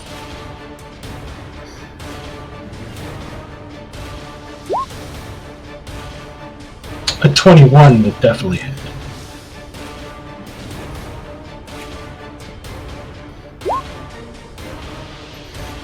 And you can see it's completely preoccupied with trying to get Elise, and you whoosh throw your undulating ball of green goo at it, and it strikes it dead in the shoulder. And you're watching now as this steam begins to hiss off, and it's starting to bubble his skin. And there's pockmarks that are exposing the bone and muscle underneath its body, and it screams out in pain, and it sort of shoots down and looks at you, and now it's sort of torn. I yell up at it. I say, "Leave her alone, you vicious demon!" Maybe I'll kill her first before I kill you. Drummond. The words of a coward. I'm gonna accept my rapier back. Okay.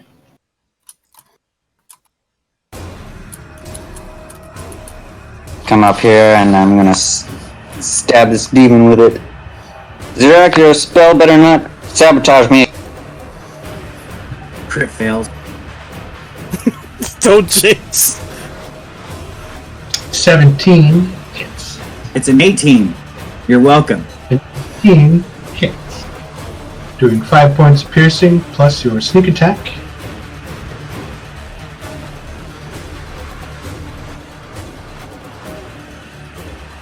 At least it doesn't stick all the time. And it's going to take all of the sneak attack damage since it was done with a magical weapon. So that's 5, 15. Cunning Hey, action. Drummond, you need a strength saving throw to pull your sword free, Miss Joe. Are you going to stay? Oh no! Your sword is stuck again. I'm just joking. Are you going to stay there? Are you going to dash away? Cunning action, disengage. I think I've got 10 feet of... Sounds good. As you scurry back to 10 feet and get down into a defensive position, Leomorn, chaos has erupted. You're watching as 2 of the large demons have been freed.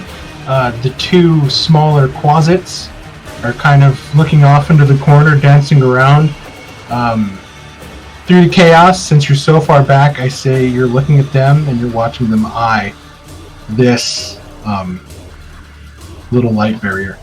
What are you going to do? Oh, those little bastards better not. Okay. Things are going all to hell, so... Going to move 5, 10, 15, 20, 25, 30 as I'm dragging my hand across the ground, creating a spark. Quickly spin around Thalion, aim at the monster flying above, and throw a chaos bolt at it. Okay. Which one is it again? The flyer. Okay. Oh boy, if this works.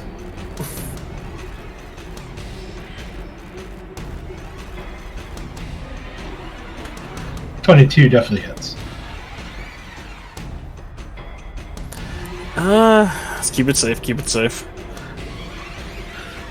Okay, do you want to choose between poison and thunder? Well, Xerac gave him a taste of acid, so let's stack it with poison. Okay, As you shoot out, the ball hits it, turns to gas around, buffs its wings, and it dissipates the poison, doing absolutely nothing to it. Son of a... It's supposed to inhale that! You can actually see that it, like... So, put it this way, like, you throw it at him, it hits him, and then he inhales the poison, and he starts blowing, like, green smoke rings. Like, it has no effect on him whatsoever.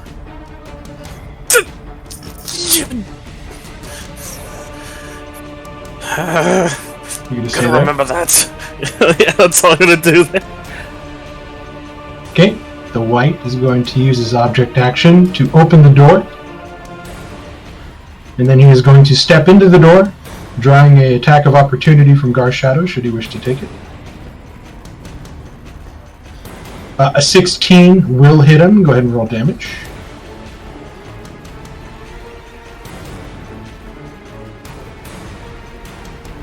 He is going to step through the door. He's going to use his action to slam it shut and lock it.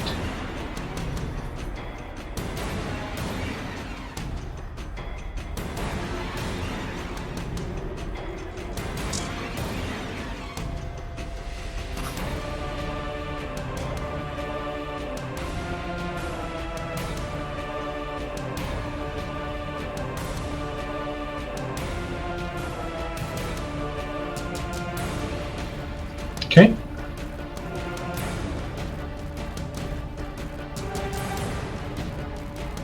That is the end of its turn.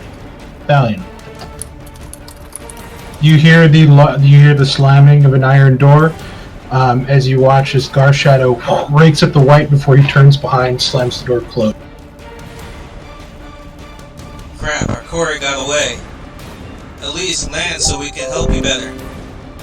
And I will dash towards the one that is on the ground. Just please kind of in Drummond's direction so I can strike out at it.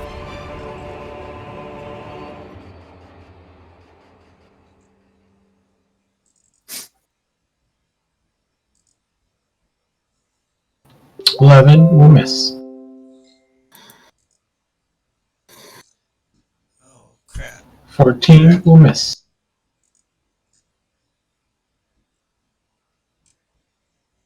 And then I'm positioning myself in the center so that way if the rock lands, I can try and get to that one. Okay, Rudy. How high up is this one? 30 feet, same height as Elise. 1 second.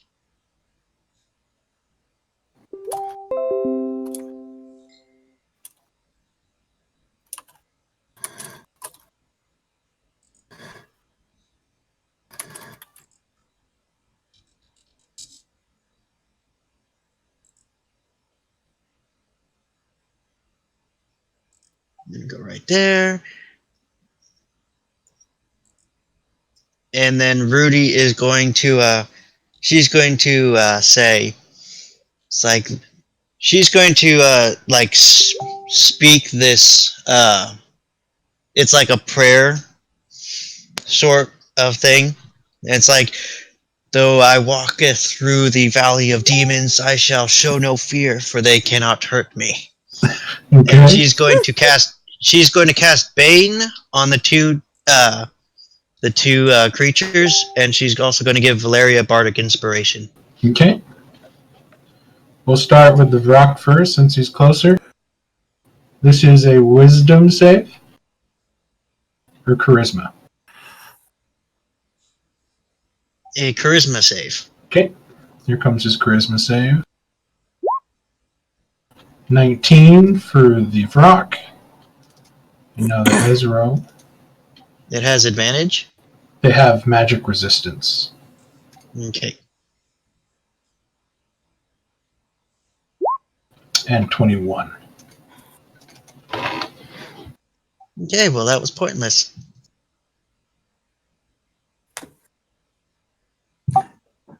That wasn't pointless. You proved that it has magic resistance. Thanks. You're welcome. I just proved that you're mostly pointless. Elise. Get away, Elise! Get away!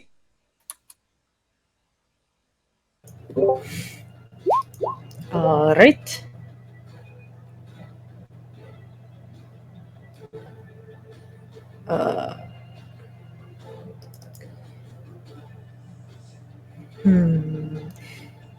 Can wait. Well, let me double check this real quick. I'm pretty sure I can do this. Okay, cool beans. Okay. She's going to move first. Are you moving without disengaging? I was right here. Yeah, but it has reach. It reaches out and it just misses you with its talon. Okay. Okay. Yeah. Good. Yeah. I was hoping you weren't going to drop her body down on us. Move back there. Still in the air? Yep. She's gonna float down. Okay, so you fly down at an angle 30 feet. Okay, and Stay behind me, girl. I'll protect you. all right, I can do that. But also hurt it if you can. Yeah, she's gonna cast Disno Whispers at it Okay. if she can. Is this a wisdom save? Yep. It has advantage on this save.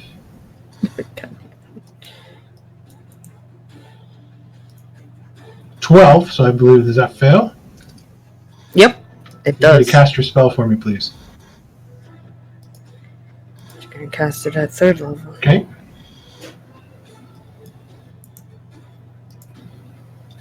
And then just for further notice, guys, like, I need you guys to declare, like Ken does, when you cast a spell, and not wait for it to hit, that you're going to cast it at a higher level. Because that's just kind of unfair. Like, oh, it hit? I cast it at 3rd level. Sorry. Okay, it's going to be this one. Higher level spell slots. This one is the reaction, right? The reaction, it moves immediately away? Yep. Okay, so it's going to take 18 points.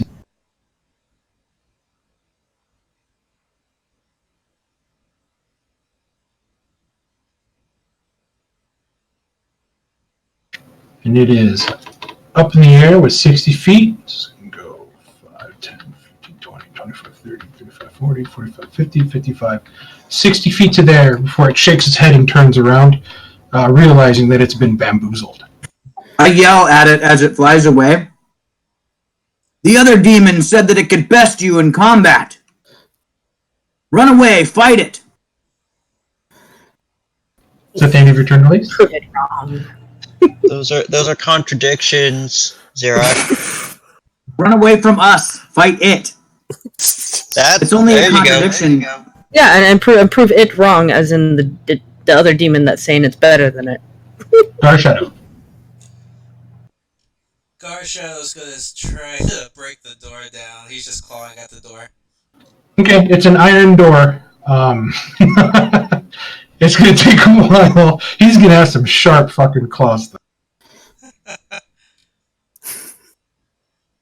though. He's raking at the claw. You see he's leaving, like, scratches in the iron.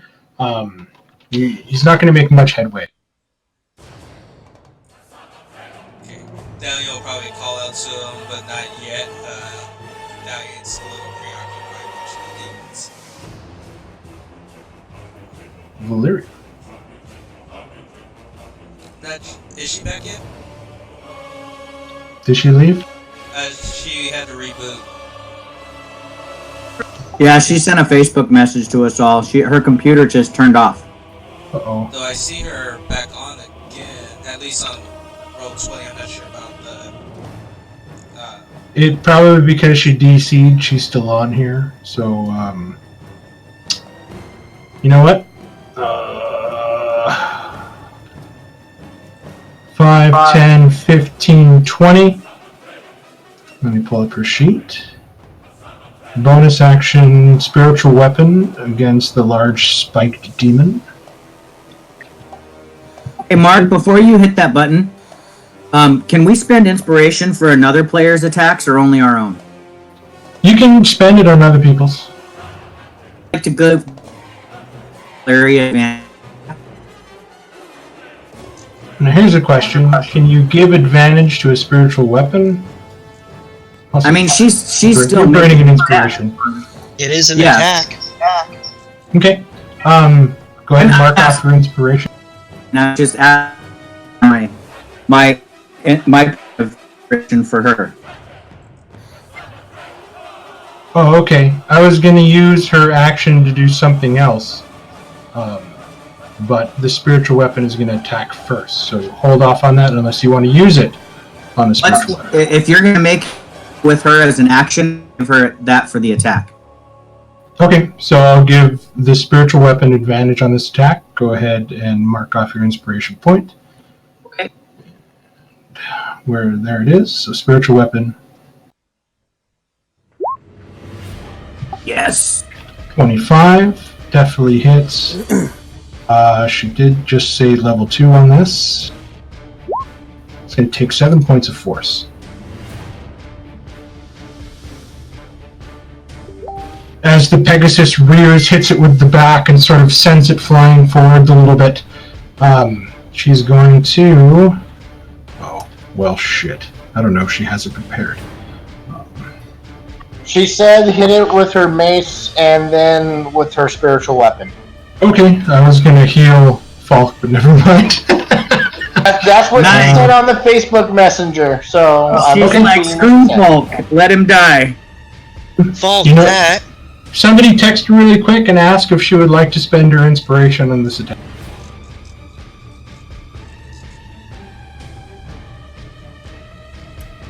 Hey, wait, you guys have a messenger? Facebook. What Huh. did she say? Alright, you on it too? Nah, I don't. Nah, I ain't. We'll add you. I'm waiting for her to respond. She said yes. Okay, she's going to burn her inspiration, giving herself advantage on this attack. She's going to come down and hit this thing with Ariana's Rose. Almost a crit. Oh, man. Okay, ask her if she wants to... Somebody ask her if she wants to spend any more charges, if she has any more. She's going to do max damage, 8 points of bludgeoning damage. Pretty good round of damage there. And I think she uses all the charges. Yeah.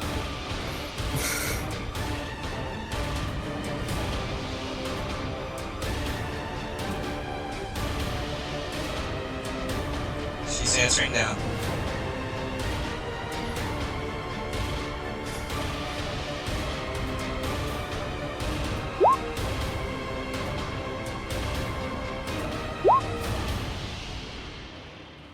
What? I thought we were all in there. When I make funny comments, I expect you all to get them. You're in it, Marcy. She said no. Okay, that's the end of Valeria's turn. Both of these guys are going to go invisible. Nope, that's why I've been missing out. Because I was Yeah, like, see? what group chat? Yeah. I wasn't in charge of that. It's not my fault.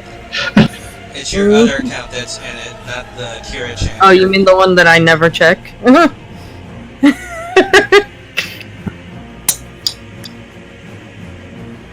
Yeah, I don't go on my work account. 15, 20, Unless it's for work. 40, 45, 50, 55, 60. Landing there? No. God damn it. I did that wrong. Fine, Cindy. 60 landing there. I skipped like 5 fucking steps. And he's just gonna take you up on your offer to fight at Zirak. He's going to attack.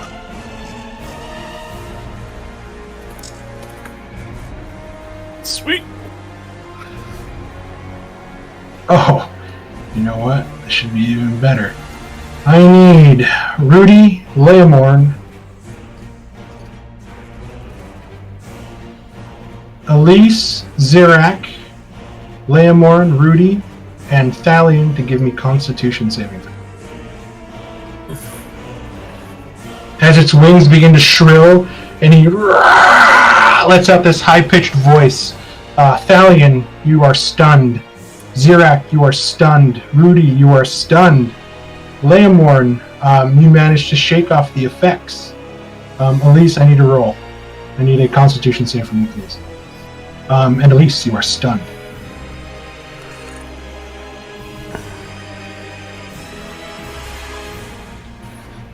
You are stunned until the until the end of its next turn.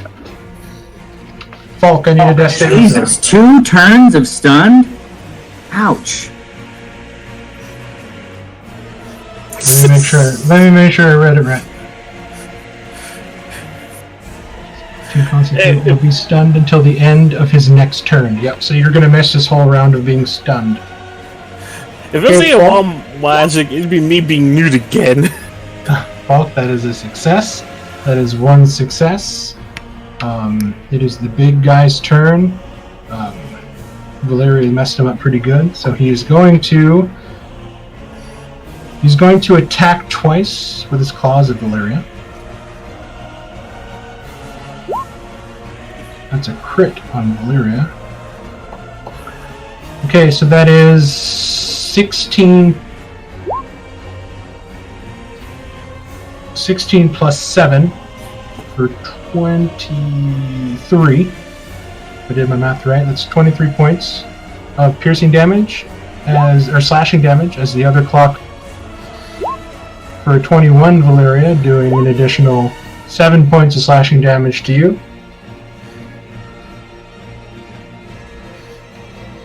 Don't hold back on my account, Mark. Carla, are you in chat?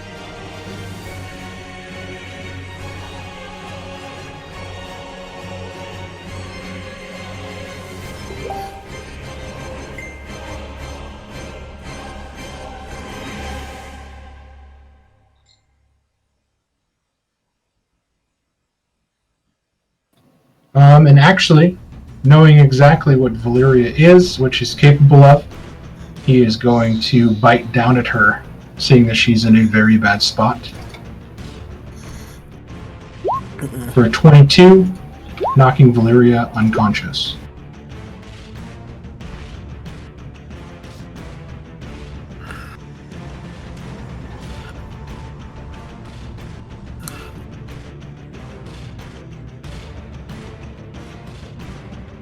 Okay. Gagorun is in a fit of rage, and he is going to attack twice. 16 just hits him, I believe. Yes, 16 just hits. And then 24 hits. So the first attack is 14, so 7 points of fire.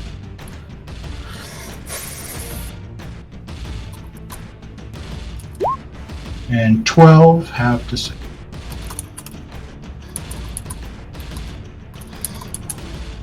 Zirak. Oh, I'm you're stunned. I do nothing. I'm incapacitated. Drew. I'm gonna go give Valeria my potion of superior healing. Okay.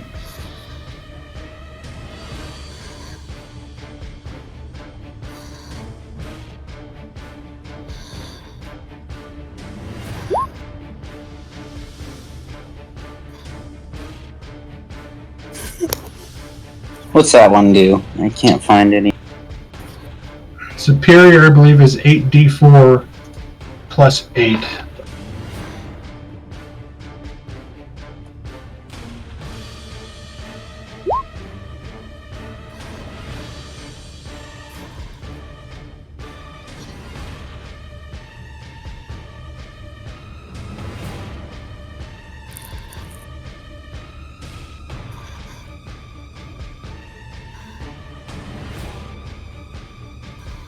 Give me a second here.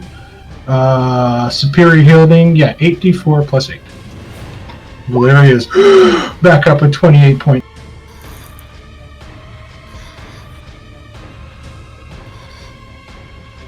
Can't have you falling down on us. And I'm gonna stand back up for 5 feet of movement. And I think I'll stay there by your side. Okay. Leia Morn. This large winged creature just screamed like directly in your face as you bring your hands away from your ears. You watch as Valiant, Rudy, and Xerak are sort of lolling in place in this sort of daze. Bloody Yeah, I think, right? I think, yeah, she's way behind you. Yep, I'm behind you. Yeah, but are you stunned? I'm stunned on the ground. Okay, that's what I thought.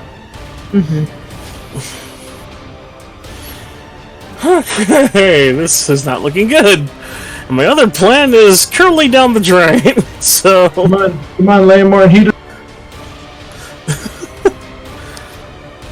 Come on, 4 heads are better than 1. 6 seconds of combat. 6 seconds of combat. You had an entire round to make a plan. Here we go. Come on. I think with me and the mirrors, we're going to reach out and I guess we're going to do Shocking Grasp. Get rid of its advantage. Go ahead and make your Shocking Grasp attack. 16 just hits. And as you touch the giant leg of this winged creature, you watch as the lightning begins to take form and buzz before it dissipates and sputters out like static electricity. Not doing as much damage as you were hoping, but giving you the chance to run away. Okay. Yeah, I think, the mirrors will be like, scatter! And then 5, 10, 15, 20, 25, 30. Go right there. Okay. Run! Sorry, I can speak haltingly, so that's what I say. I'm going to take this white off the board now. Valiant is stunned. Rudy, you are stunned. Elise is stunned.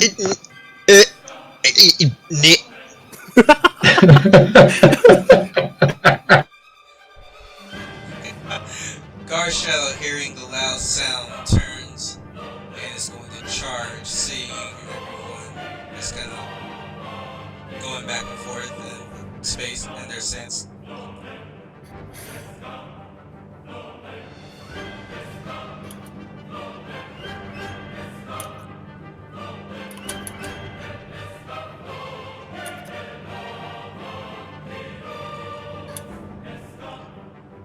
It wasn't a straight line, so I don't think it's going to count as a bounce. Okay. It could have been a straight line. The middle circle doesn't have a shield around it. You could have just run right through the middle of it. He already ran through that one. It was the pillars in the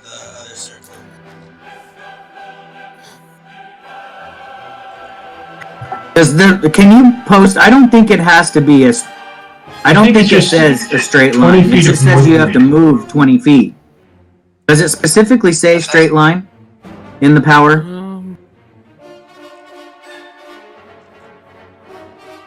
What would it be, a pounce? Oh, you're right. Okay, go ahead and make your pounce attack. Well, it's a... Yeah. Yeah. 20 feet. Oh, so you were thinking straight towards the target, so you thought you had to go in a straight line. Yeah, that was my guess. Okay. The 13, however, will miss. Unless you want to just do the regular bite attack. I'll do the bite attack. Okay, we'll do the bite attack. The other one was just for our information.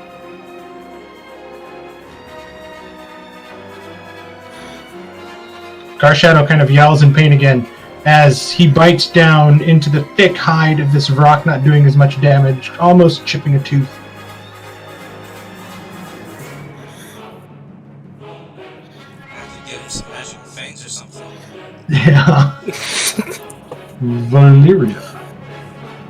You are prone on the ground. I'm here. Drummond just poured a superior healing potion into your mouth. You are prone, and you have this giant beast that looks like it really wants to kill you.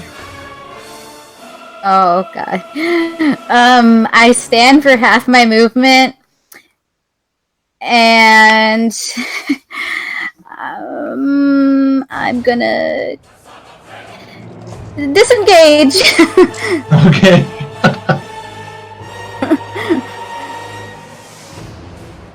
5, 10, 15 right here.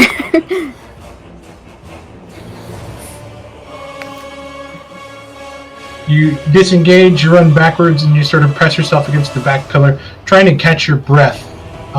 You are in an extreme amount of pain, even with the help of the healing potion, but that thing really sunk into you. Yeah. You still have your bonus action. We'll hit with my spiritual weapon. Sounds good.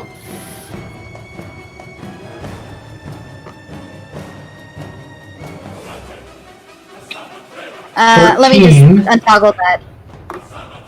I should have did that for you. I apologize. 14 just misses this thing. As it sort of drops down, drops a shoulder, exposing the spikes covering its back as the horse kind of hits off of those, showering sparks of force from the end, dulling a couple of the spikes. This is not looking really good for us, and I guess that's all I can do.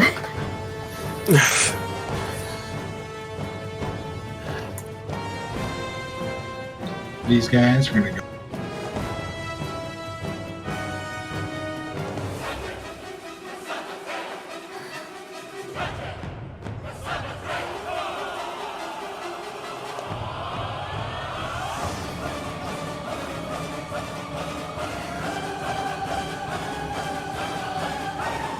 Okay, and they had to double move. It is the Vrock's turn, and he's going to try to kill Zero. He has advantage. Here comes the beak attack. Oh, 13. I think that still misses you, right? A 13 misses because I do have mage armor active, which makes my AC 15. This thing is so woozy from the damage it's taken. Trying to fend off Gar's shadow as it shoots its beak out towards you and just misses, shooting off your shoulder and hitting the column. And sort of getting pissed now, he sort of rears back with his talons and tries to take careful aim. 16? Hold on, can I don't think I can use a reaction, can I? You can't use a reaction when you're stunned. Okay, yeah, then I can't. Yeah, it hit. Oh man, I'm rolling so bad. You're going to take 11 points of slashing damage. That is going to awaken you out of your stupor. As everyone that was stunned now begins to sort of shake their head and come back to reality, the fuzziness going away as Zirak is now bleeding from a gash across his neck. That also breaks my concentration on magic weapons, so Droman, you're no longer cursed by my magic. Oh no. Falk, I need a death saving throw. Finally, I can start doing my major damage again. I know, I was just thinking. Blessings be on you, my friend. Well, now he rolls a critical. Just watch. Okay, that's 2 successes for Falk, and now this thing is going to punch down at Falk, watching as Valyria ran away from it.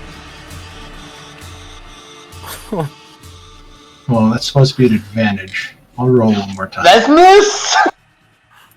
Okay, the 17 with advantage because you're down, so that's 2 failed death saves. It's going to move here, stepping over Quick the body. question, is that a crit hit? Yeah, you have 2 failed death saves. Yeah, but I don't know, can it do 27 points of damage? Probably not a single attack, right? I don't. Yeah. Well, okay. I wasn't going to say anything, but since you want it, his damage is going to be Mark. So it's 16 plus, and here comes his claw attack. 16 plus 12 for 28. You are dead. Jesus, Chris. Wait, So- 16 plus 12? It's crit damage. It's a crit. In this game, you get max damage plus your die roll. Bye-bye, Falk. So, okay, so you brought it to my attention. I wasn't going to say anything, but you brought it to my attention, so I have to do it. So now we have to revivify you. Or just let him be dead again. And then he is going He can to revivify himself. He's a necromancer. he's going to slash out at Dromond after he sort of claws down on the ground at Falk, and he tries to scratch at Dromond to knock him out of the way as it's trying to it's trying to kill Valyria. So Dromond, here comes a claw attack at you. 25 against you, Dromond. Okay, that's gonna hit. 12.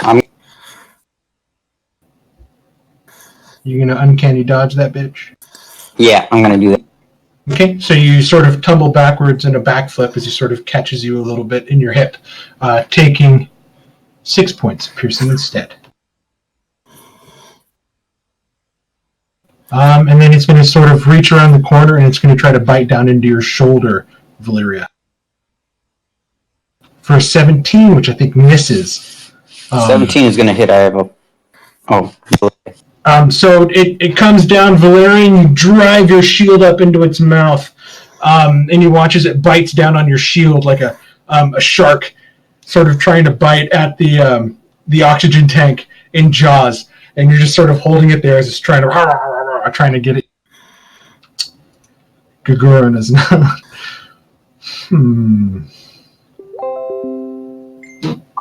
You know what? He is going to do this way. 5, 10, 15. Fire elementals can squeeze. 20, 25, 30 to here.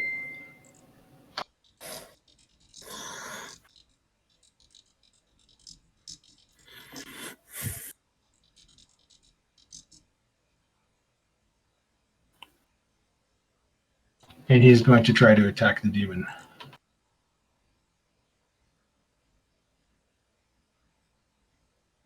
15, I think, just misses his natural magical armor. It does. Just misses. His magic number is 16. Gagarin's going to try to reach out again. 13, missing. Gagarin is getting desperate, trying to protect Valyria and failing. Zirak, you are bleeding. The Vrak is directly in front of you. Gar Shadow is trying to keep it busy. It looks like it has its eyes set on you.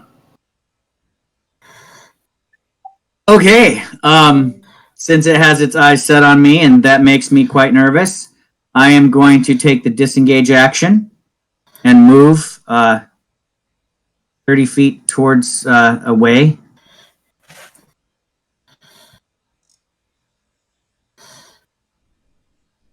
And then I'm going to use a bonus action to cast this spell.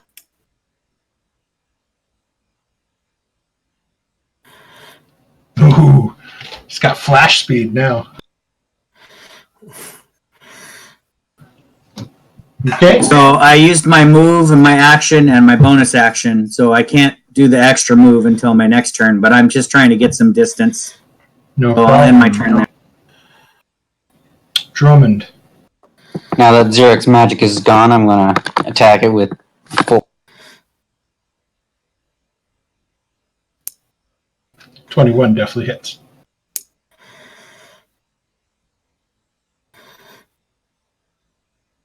Okay, so that is 4 and 5 for a total of 9. Okay, it did quite a bit of damage to him, trying to find some of the weak spots in its hard carapace-like outer shell of this strange demon creature. You managed to find an opening, drive it deep into his leg, eliciting a howl of pain as you pull it free. Okay, I will remain there. Okay. Leonor. Okay. Xerax off.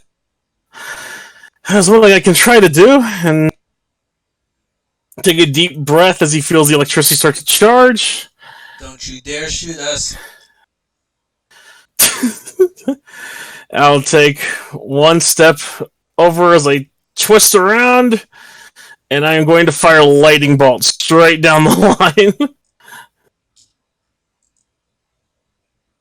God, I wish I could see this, but there's a pillar in my way. And, like, literally the cone covers everybody on the battlefield. Oh, you don't get to see it. God damn it. Nope, Xerac is hiding.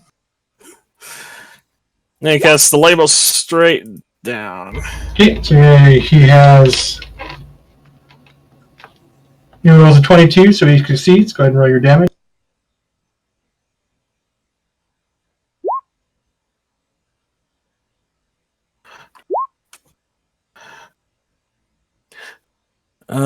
See, lightning bolts. And it is 86, right. Gotta move this around because it's blocking some things.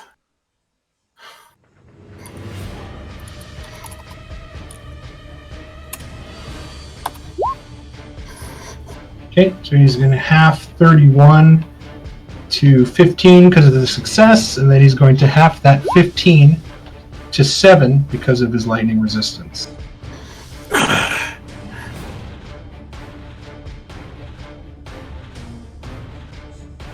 Still doing some damage to him. It's not looking too hot.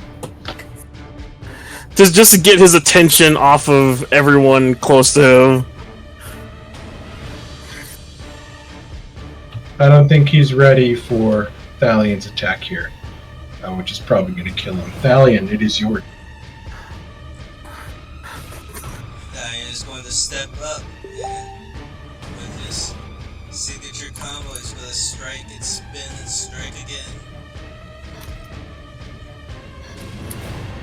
Hit him once, I think you've done him in.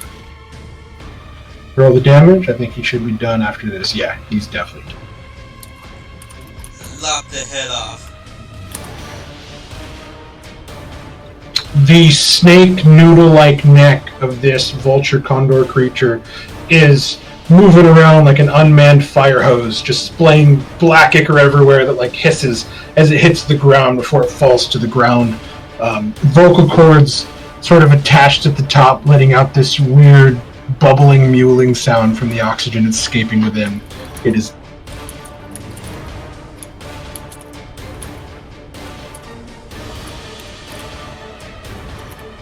My bonus action, I'll strike at the Hezro.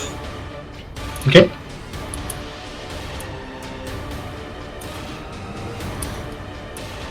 .23 will hit.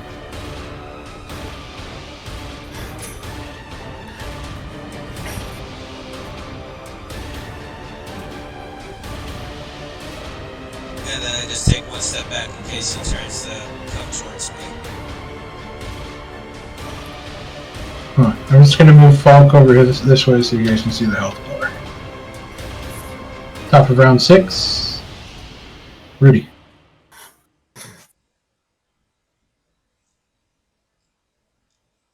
She's gonna come over here, and she's going to attack.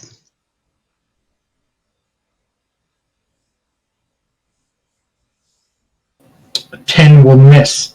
As Thalion rolls out, you step into the 4, but its defense is high as it's looking over and uses its big arm to sort of bat away your sword at the last. Come around for a second one. 22 will definitely hit.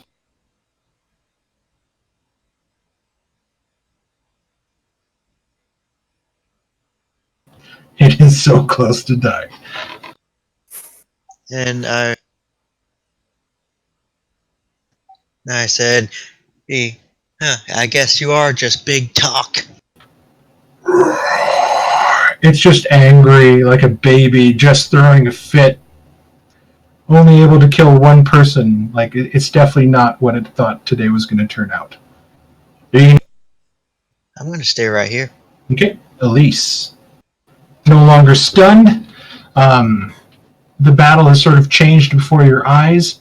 The large demon was killed by Thalian's glaive as Zirak cast his magic and moved imperceptibly fast towards the back. Now the only one left seems to be the large creatures surrounded by your companions, and you're watching from this distance as Valeria is desperately trying to protect herself from it.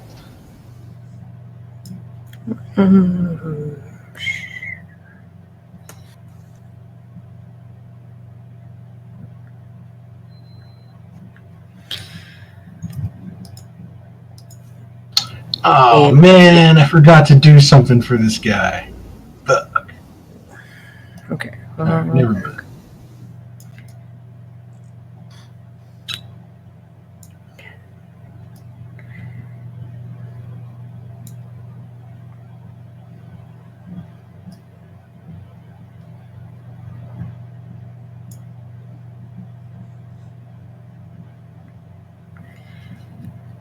Question, is that...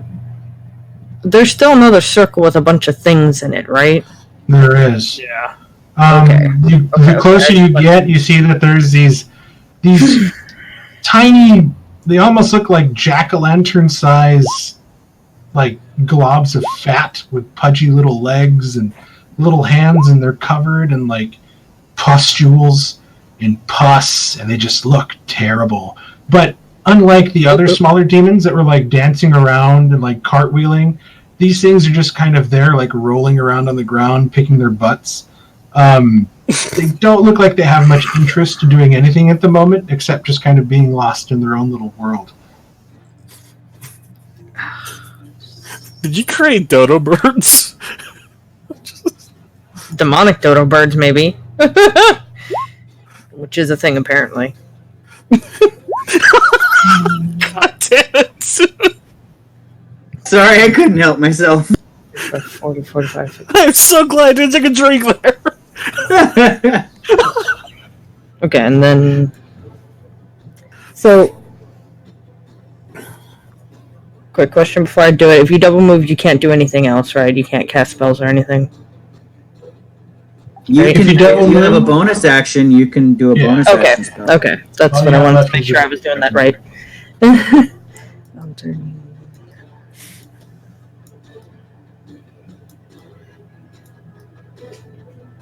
And one more square, I think. No, actually, I'm going to stay right there, and then because I double moved, and then as a bonus action, I'm going to heal myself, and that's my turn.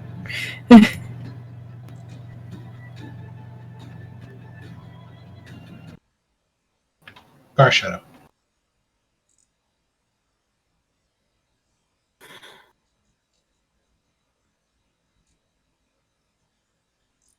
Shadow's going to pounce. Okay. An 8 will miss. And bounce right off of this hard hide of this thing. So you can see the large spikes and everything on the back. It's a beast of a creature, but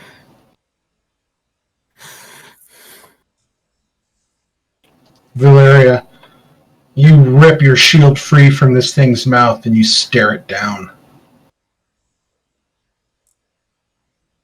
She still can't hear us. She's not back yet. She did right what she wanted to do. Hold on. I think it said hit with mace, heal drum. Yeah, though. Okay, she is going to healing word Drummond.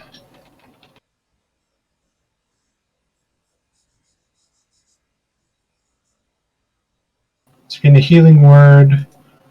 What does her spell tracker look like here? She's going to healing word. It's at just first level.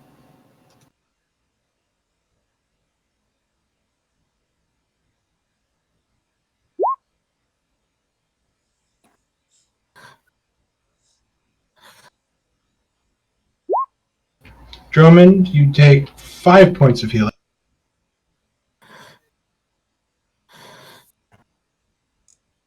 And then she's going to take Ariana's Rose and try to smite this thing. Oh. It deflects in sort of her adrenaline-fueled panic attack. It deflects off the column and swings wide, the momentum sort of exposing her neck, the area where it meets her shoulders. The two Quasits are going to bloop bloop, and they're both going to attack. They're both going to attack this little portal. You can't be fucking serious. This one misses as his hand sort of rebounds off of it. But this one hits, doing 5 points of piercing damage, starting the light to crack.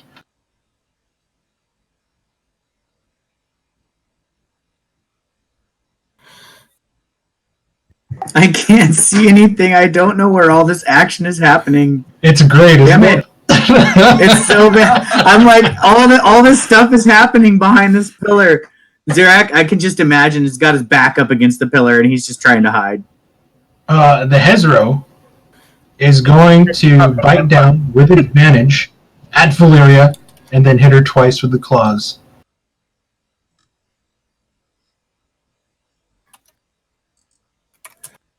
First at advantage with the bite. Isn't Valeria sleeping? Missing with a 16 with advantage, and here comes 2 clot. 19, does 19 hit her AC? 19 is exactly her AC. Valeria takes 15 points of slash.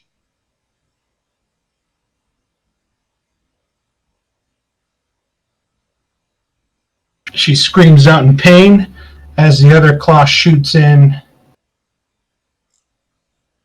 Ooh, and she just, her instincts to live are so strong that she doesn't want to die in this place to this creature, and she gets her shield up just in time, deflecting the striking claws into the column, barely able to stand at this point. It is Gagarin's turn, and he is going to try to kill this thing. 18, doing 7 points of fire, which I think is enough to kill. No, it has 1 hit point left, so I can kill it. I'd focus on the little bastards over here. You know what? It has 1 hit point left, so Zirak can kill it. Oh, nice! I love Zirak, it is your turn. Alright, so I'm gonna peek out from behind this, and I see all this stuff that's going down. Realizing that I can move super duper fast, I'm gonna move a little. So that's 20 feet of movement. Now you can see there. Now I can see all the things. So I take careful aim at the at this guy, big guy, and I will shoot. You know what? Oh well. You said it's nearly dead. I'm gonna go ahead and try to burn it anyway, since it's nearly dead. I hope you do 1 point of fire damage. So I can Or I could miss. Oh no! Are you serious? Your firebolt God, shoots plus, wide. you know, I want my magic spellbook back. Yeah, you still got it, bro. You just haven't talked to her in a while.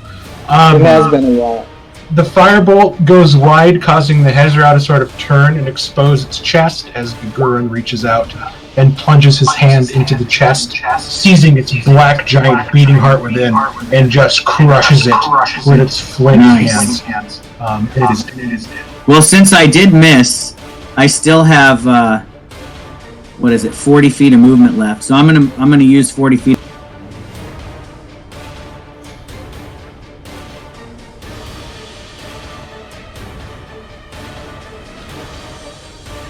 Zirak, what is your passive perception? It's 15. Okay.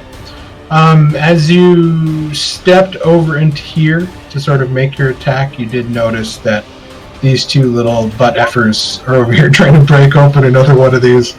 Oh shoot! Okay. Very gremlin-like. They're trying to break open this last cage. Yep. Okay, well, I'll note that, and I can move 60 feet to get back in there and take care of him next turn. Drummond, what's your passive perception? 15. You definitely see these little two dudes. They are trying to break free these last little bits of demons stuck in this little thing. I'm like, hey, you! Don't mess with that!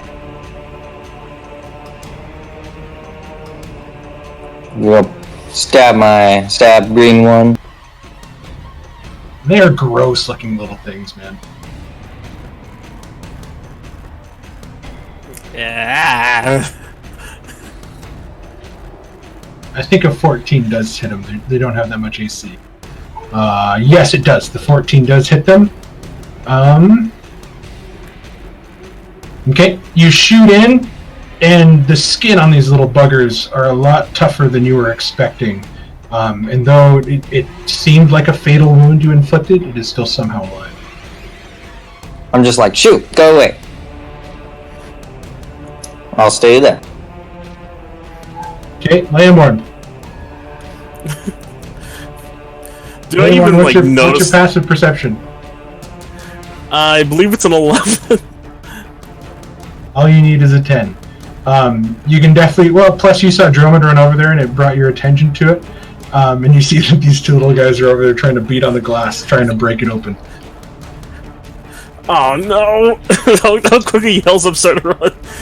You should lightning bolt them through the glass.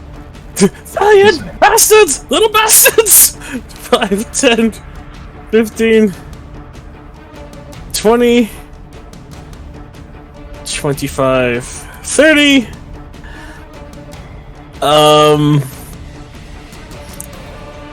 Could I try Ray of Frost from right there?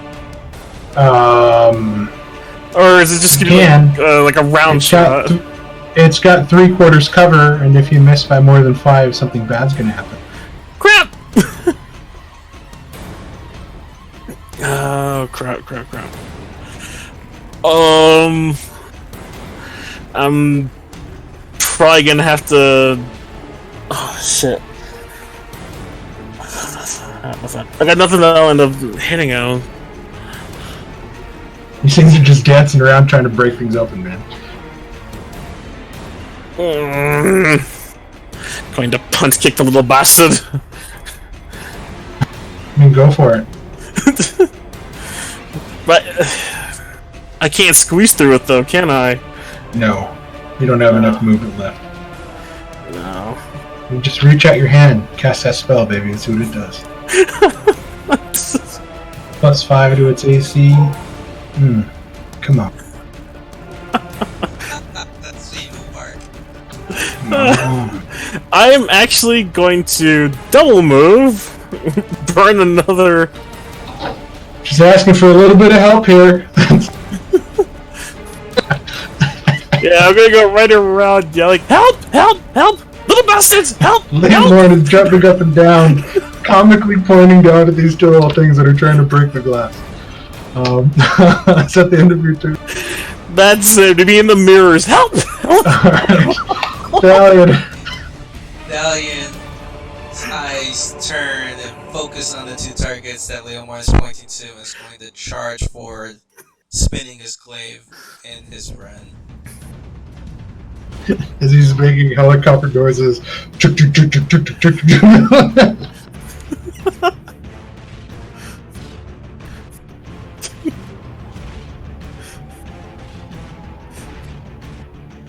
You have 40 feet of movement? I just moved 35. This is 10 feet to get over this guy. Difficult terrain, my brother.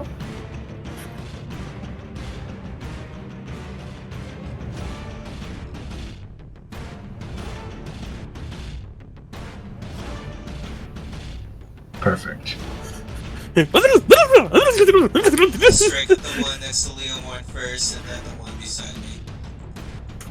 I seriously picture him going Courage the Cowardly Dog style. 21 comes down. You said the one next to Leomorn? Yes. Okay. You cut this thing in half. Leomorn, you are now covered in demon ichor. And then as I spin while spinning the glaive, I'll position myself to strike the one in the face with the backing. Okay. 25 hits. Thalion hits this Quasit square in the face, launches it into the glass, exploding all over Leomore and covering him in more blood. As you wipe your face, Leomore, I just gave you a thumbs up once you're able to see. And you notice that through this whole thing, that the little demons inside the glass are still not really paying attention. They're just kind of rolling around, like bumping into each other, and they just look so disinterested in the world. Almost docile. It's quite weird. There are no more things left in initiative. However, you guys have about, I'll say, 40 seconds to revive Falk. Revive who? Falk. I will rush into the room and shove a good berry in his mouth. Again, who? You rush into the room and you shove a good berry in his cold, dead mouth. Yep, using all my expeditious haste. And if that doesn't work, I will shove 2 more in his mouth. His mouth is so bad. It dribbles out the side of his mouth, and I look up to Valeria and I say, "It's not working. He's not coming back." Okay. I'm coming. I was gonna save these for somebody else, but... Well, I mean, it's not like we know the guy. Really, but... fine. For all we know, he could secretly be a demon as well. Okay, so you hold out the 2 diamonds that Thalion gave you, and as you quickly say an incantation, both the diamonds in your hand that you press against his chest are consumed. Falk awakens with a shaky breath as he begins to blink. Thank you, my dear. I will be sure to repay you in full. Alright, I need 300 GP worth of diamonds. I will assure you, I will pay back my debt. Roman steps up. No, Valeria. You have to know business. 300 gold pieces worth of diamonds plus in. I'm not a loan shark. You better not turn out to be a demon, dude. Or else I'll kill you myself. No, I'm no demon. Well, you I guys, don't know that. I don't even know you.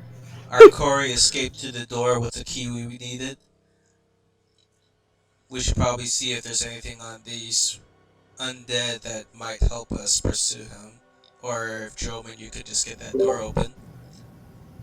Doubt it. Droman could get the door open. All of you wince as a voice begins speaking in your mind, almost putting an instant stop to the sort of celebration that you guys survived this mess of a battle. You should not have come here. Yeah. Or at least, you should have did a better job of not being caught. The alarms are raised. They are coming for you now. Whatever safety you had is gone.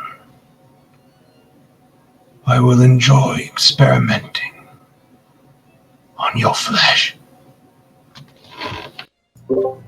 Great. Ugh. Thundering boots, boosh, boosh, boosh, boosh, boosh, boosh, boosh. Numerous echo begin to fill this cavernous space. What do you guys do? Does anybody have a onyx gemstone I could borrow? Valeria's screaming, use a scroll! Use a scroll! No! Unfortunately, we are a lost broke adventurers right now at the current time. Actually, we're not broke. We have quite a bit of treasure that I divided up amongst all the players. I did say that out loud. Bro, I'm confused. Sound is really close. Use the scroll. Just do it. As Elise just kind of nudges you with like, I have one of these, and I hand a jet. I'm not going to pull the tokens onto the screen. What you guys are watching is about 50 armored soldiers come through this door. You watch as this door has been pushed open to reveal an army of looks to be like wights and skeletons that begin funneling in towards you guys while you're arguing about treasure. I want to firebolt the shield around these demons. So I'm going to let you know that if you use your time, since you're the one who's holding these scrolls, to firebolt that, you're not going to have enough time to read the scroll. You have all 3 scrolls. Oh, well, if I have the scroll, then they're talking to me. I'm sorry. I thought they were talking to somebody else. Remember, you took it from Sin. She gave it to you. Valeria's like, Xerac, no. Oh, well, shoot, that's not on my character sheet. I'm sorry. I have all my treasure listed, and I don't see scrolls. Maybe they're in a different section. Okay, if that's the case, I mean, let me. I'm gonna role play as if I'm listening to Valeria. I'm not ignoring her. So she's yelling at me to use the scrolls. Yeah, the scroll that I have listed on my character sheet says protection from beasts. I don't see anything about teleportation, but I will grab the scroll, and if it says anything about teleportation, I will begin reading it. You take the scroll that Sin put on the table that you grabbed last time, saying, ooh, I'll hold on to these. And you crack open the seal and you begin to read it. And you're trying to navigate her verse and the way that she writes out her spells, which is quite different from the way you do it, but you get the gist. As now the door busts open and everybody gathers around you, and you watch as Gagarin sort of charges off towards here. The magic begins to dissipate as Xerac's voice reaches a crescendo as the last thing you guys hear is Gagarin screaming and fighting, yelling, Valeria! Home!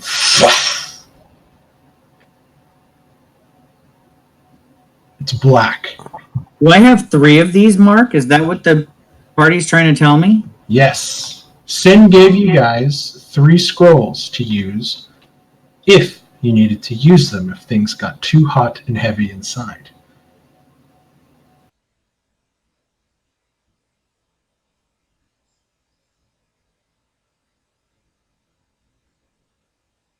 It was a part of the deal. It's okay. I guess I just didn't put it on my character sheet. I added it now, so I'll know. I'm sorry, guys, for that blunder. I won't do that again. I thought you were like trying to pull everybody's legs and like waiting until the last minute to be like, I'm just kidding, I'll read the scroll now. No, I literally thought you guys were all yelling at somebody else, not me. And then all of a sudden it's like, no, Xerac, you have the scrolls. That's why I was face palming over here. I was like, oh my god, he doesn't get it. That's called perfect roleplay. The funny thing is, I thought the same thing as Mark. I thought you were just yanking our chains and just being Xerac. I'm gonna firebolt them. I was gonna totally make a distraction, see if those demons would fight the guys coming in. And you guys are like, Xerac, read the scroll! Before we all die, hey! Good scene, Mark. Good scene. I love it. Well played, GG. awesome. Oh god, that was so scary. I thought we were gonna die. I was gonna be like, if he casts Firebolt, you guys are gonna get like I was gonna have to make a bigger mess. You guys are gonna have to fight a bunch of stuff. So you guys land and you feel warmth, but it is dark. And some of you tentatively reach out with your hands and realize that there's a thick black smoke around you. And as your fingers pierce the smoke, you move it to the side and it leaves trails. And as soon as the smoke begins to part in the trails, you pick up the scent of incense. I would like to call out, Sin. Are you nearby? Are you here? Well, that was quick. And you begin to sort of move, and now the smoke begins to dissipate. And you find yourself in the middle of her large circus-like tent, on the platform that was built there. You look below you, and you see sort of glowing, almost like in a Doctor Strange Thor using the Rainbow Bridge to land on Earth. The rune she used to inscribe on this platform glow before the glow dims, and then it just turns into a flat piece of wood as you stumble off. As she's sort of lounging in her silk robe with a glass of wine in her hand, as the zombies are still standing to either side, pulling the ropes up and down mechanically, manning the giant weaved fans on top of the tent, as a familiar, muscular, half-naked man begins moving towards you guys with what seems to be a tray full of cups. And then he sees that the numbers don't quite match, and he looks down and he looks at the group, and then he turns around and walks back into the kitchen. I do apologize if it seems like we weren't gone long, but even a moment away from you feels like an eternity. Oh, stop. What did you bring me? Please show me the things you brought. We brought you that, points out Falk. I don't know if that counts for anything, though. He's a bit, well, as you can see. Wait, what? Xerac catches the fact that when Valerius smacks him on the back of his head, that her palm was awfully close to his flesh, and he puts his hand back there to wonder why his hair did not block the blow, and he looks around at everybody and covers his head. He pulls a cloak up over a hood over the top of his head really fast. It must have been the demon. It must have been, as I sneer at Rudy. Where are we? Grunt! Grunt! Steven, bring this one some water. He looks like he's going to keel over. Please sit. Show me the things you've brought me. I'm very excited. Sadly, we did not get too far in. What we have is an extra crystal key and information. So if you didn't have anything, why did you use my scrolls? Those are precious things. Cost quite a bit of money. Due to one escaping us as demons were unleashed, we were about to be swarmed by 50 or so undead guards. Those are only. And now the alarm has been set. Are you telling me now that this expedition has been for naught, and that you have ruined this chance? Oh no, I plan on going back. Who is this man? He smells quite awful. And you watch as Steven comes out again with a tray, this time with one additional cup. That is the folk guy I mentioned. That's what we brought back with us. What am I supposed to do with him? I'm not trading one slave master for another. Oh, my dear boy, she's probably a better necromancer than you. If that is. Oh, she is. She can make things rise like you wouldn't believe. Oh, yes. My turn. All about that. Steven starts handing out. know all about that. Mm-hmm. Steven starts handing out these finely made porcelain cups full of very hot tea. Herbal, smells delicious. soothes you to your soul. My lady, even if the scrolls are valuable, nothing could be more valuable than spending more time with you. However, it appears that we will have to change our tactics, our plan, in order to complete this mission.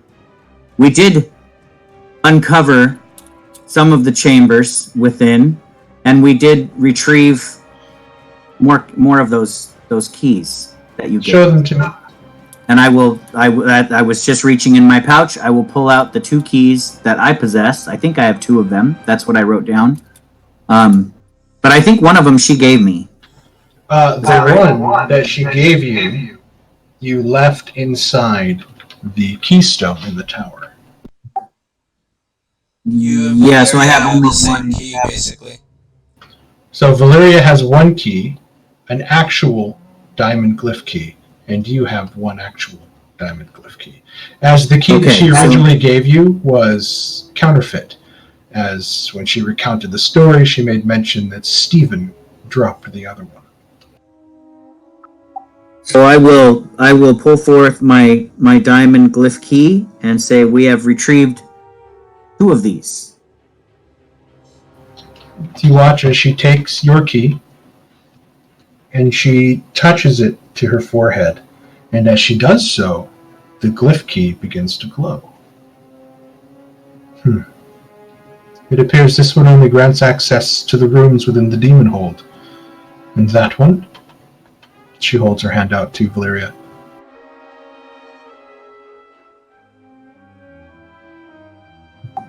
Go on, girl. Give it to her. She takes the key and she kind of looks you over, Valeria, and she's, "You need a bath, my dear. You look ghastly." And she touches the key to her forehead, and you watch. Make a face you watch as at the her key for glows. saying that. You watch as the key begins to glow, and she's. These are almost the same exact keys. All they do is gain access to the demon hold.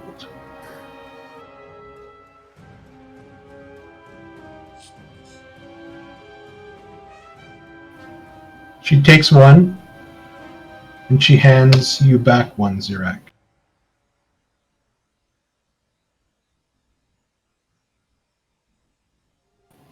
I'll need some time to study this one, to see if I can change its attunement to another zone without a key from that zone. It might be hard, but I've pulled off bigger miracles, I guess.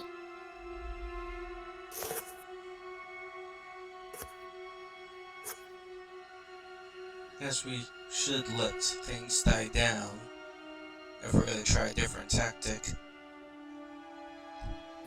Well, the problem with that is you weren't able to gain access into any other zone, which means the security will be much heightened, which means trying to get into that particular zone again, well,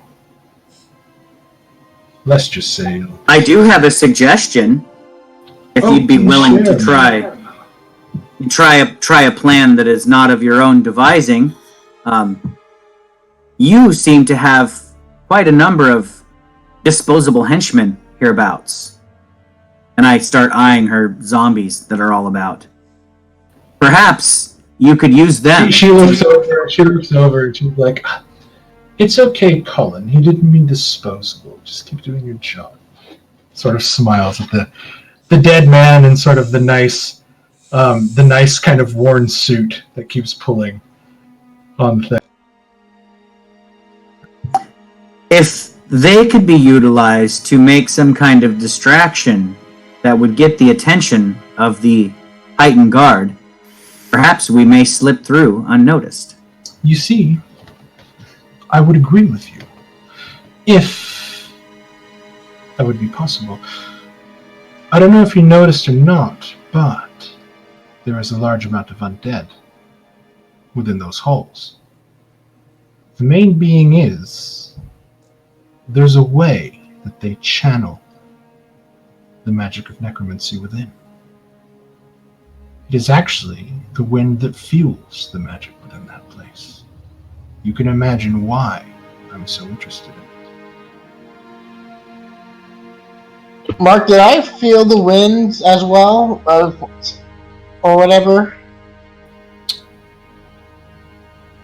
You were not close enough to the source to feel it, but the amount of undead that you've seen, all the wights, which are considered like greater undead, as wights have a sort of sentience about themselves as compared to like zombies and skeletons. Like the amount of undead that you guys encountered and saw, not to mention vampires, things like that within, it was quite alarming.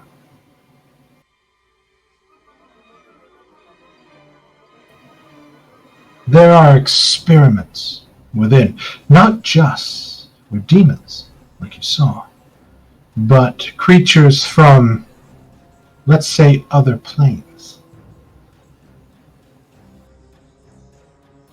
Tell me, Zirak, you're a knowledgeable young man, where do you think necromancy comes from?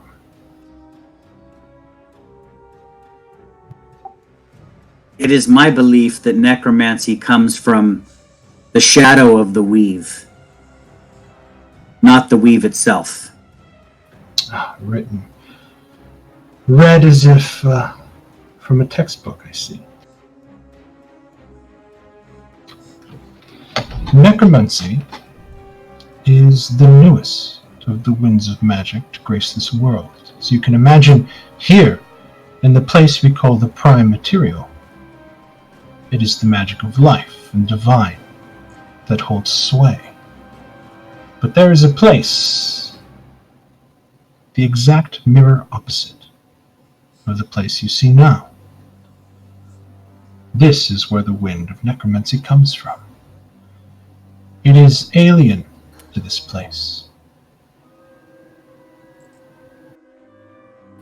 We call it the Shadowfell. I've read of this. Mark it out. A mirror dimension almost. As if everything there is a shadow of everything here. Where things live here, only death remains there. Shadows, dog place. A place full of unimaginable power and unimaginably powerful beings. Falk, as you're listening to this, you're sort of white-knuckling at your robes as she is beginning to sort of spill what you've always thought was possible. As they were always really vague in the Necromancy Tower at the college about where it comes from, because they always warned that channeling the magic too much is dangerous. Trying to master the power is dangerous. That nobody truly knows what the magic will do if it oversaturates your body, yada yada yada yada. Things you never paid attention to because you wanted to harness his power. And now she's telling you that the things you've read and known about and suspected are true.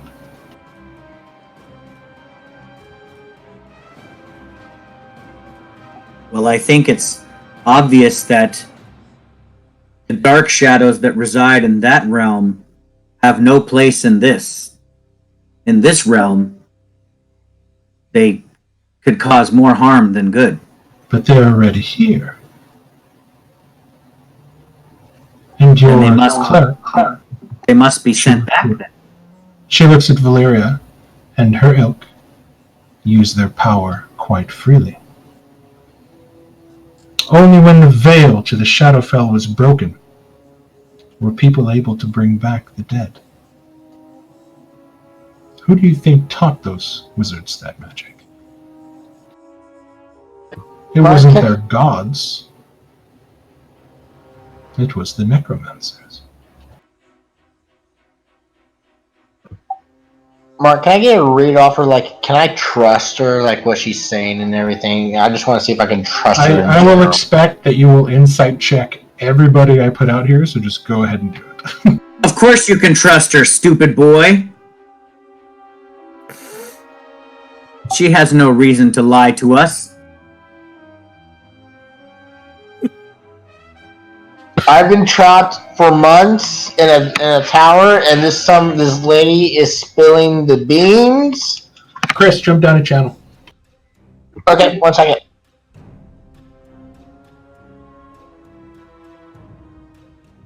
Uh-oh. I think you might be wrong here. Zerak is never wrong, he's just misunderstood. Which is also wrong. That's also a line in my journal. I am never wrong. I am just misunderstood. Oh my god, Rudy's gonna make her look fabulous. Fabulous. Oh. Rudy, you are an actress, so that actually makes a lot of sense. I could see you totally. I specifically gave her a disguise kit so that she can put makeup on. I love it. I if I had a Polaroid, I would take pictures of the two of you. Hey, Zerak is trying to grow out his hair now too. Thanks, Valeria. Oh, Rudy already fixed that. Oh, do I have my hair back now? Yeah, she's like, here, let me help you, and she's you don't know what she does, but you feel her rummaging around, then you just suddenly have hair again. Oh, I run my fingers through my long, luxurious black hair and just sigh relief. I am good. It's not just demons that they summon in that place, but they also experiment on the beings that they take from the Shadowfell. I don't know if you're familiar with the things going on down in the Barrowlands, but you might have ran into a couple of these beings. Those creatures originated from the Shadowfell? They are the worst of human emotions of death. Anger, sadness, loneliness, that drive anyone crazy, drive anyone to kill. One of those things used to be a friend of mine. Looked like they turned him into that.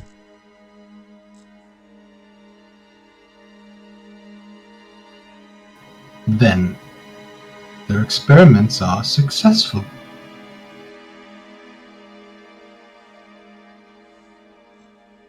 It is true that such things are an abomination to this world, and to let them continue to build those things,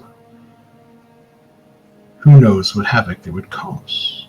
But there is knowledge within that sanctum, thousands of years old, knowledge deemed too powerful for the likes of us, by people who no longer walk this earth.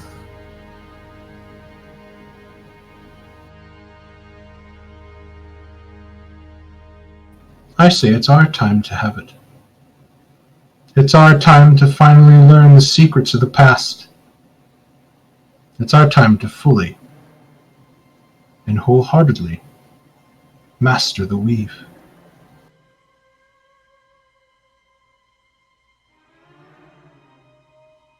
And now I feel that that dream is slipping away from me.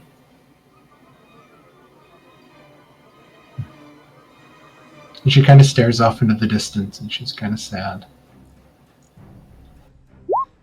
You did say that you might be able to attune that key to another location. If you It's possible. If so, would this allow us to infiltrate from an area that is not heavily secured? Or it may teleport you to someplace entirely different. That is the problem with counterfeiting such things. Let's just say with the last one, I was quite lucky that you guys got where I wanted you to go.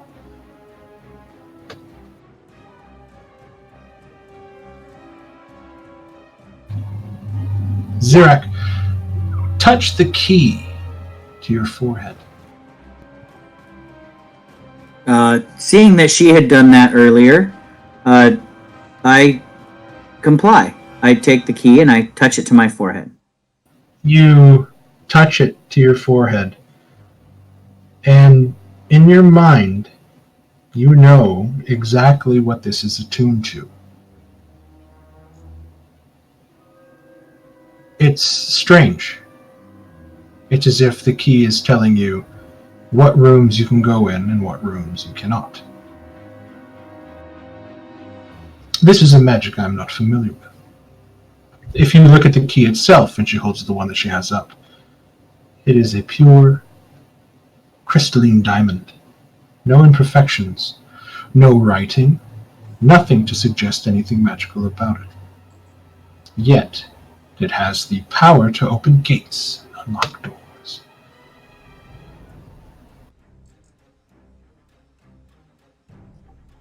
It is good that I should know exactly which doors this will work to unlock. When you find other keys, by touching them together and exerting your will, you can change the attunement. If you're lucky, and your mind is strong enough, I'm told you can even copy a master key. What if we take the two keys, the one that I have and the one that Valeria has, and touch them together? What will happen then? By all means. And she takes the key that she has, because she took the one that Valeria had, and she hands it to Valeria. And as Valeria walks over and she's sort of cleaned up and she has her makeup on, she's like, that's better. It's a shame to see you look so trappy. I hold up my key and say, Valeria, do you care to try it?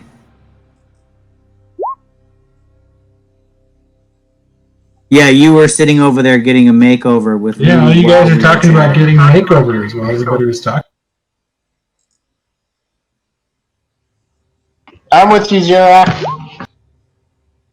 Okay, so Valeria and I touch keys. That sounds funny. So it's like, you guys are sitting there touching keys, and then, like, Falk is there standing at the table watching, and you're watching as Sin sort of moves the incense burner, like, closer to Falk, and she's, like, waving the smoke towards him with her hand, like, nonchalantly as she's watching you. Oh, man, if only I wasn't preoccupied. You guys touch the keys, and almost instantly, you begin to hear each other's thoughts. Valeria, what are you thinking at this exact moment? Oh no! Oh no. Just what are you thinking off the top of your head? Oh god. Zerek's a jerk. Really? Okay. Derek, what are you thinking at this exact same moment? I was thinking that after Valeria's makeover that she looks prettier than Sin. Oh. And I now know that she thinks I'm a jerk. And that she knows I thought that. Ouch. Okay. Both of your thoughts are amiss, and they're both chaotic at the moment. I need both of you to give me Arcana check.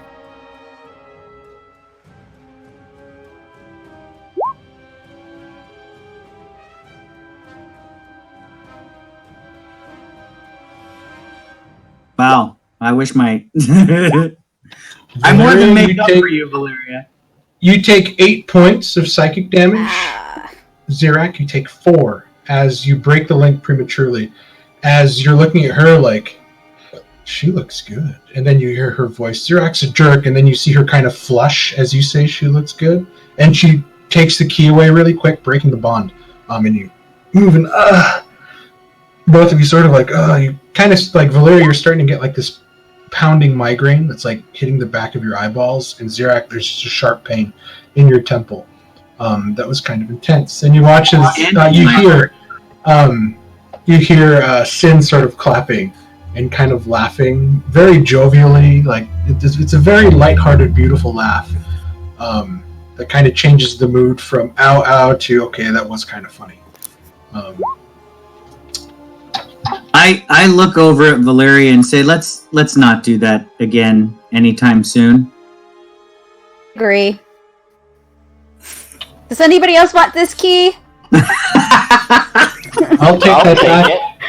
I'll take that back, my dear. Thank you very much. Shoot, maybe I should have Falk hold it, and I could figure out what he's thinking about. You will find inside some of the rooms is what the denizens of the place call contact stones. They could be small round stones inserted into the walls, and or glyphs carved into the walls. All you have to do is merely touch one of the glyphs with a stone, and you'll be able to communicate with anyone you want, as long as they have one of these. I expect you to go back inside, and I expect you to fulfill a contract. We will do our best, but is there perhaps a back way in, or must we go the same way we went last time? I'll have to study the keystone, if it has not already been moved from the top of the tower. Hopefully they will not discern who you were or where you came from. And I just hope anybody you spoke to inside will keep their tongue.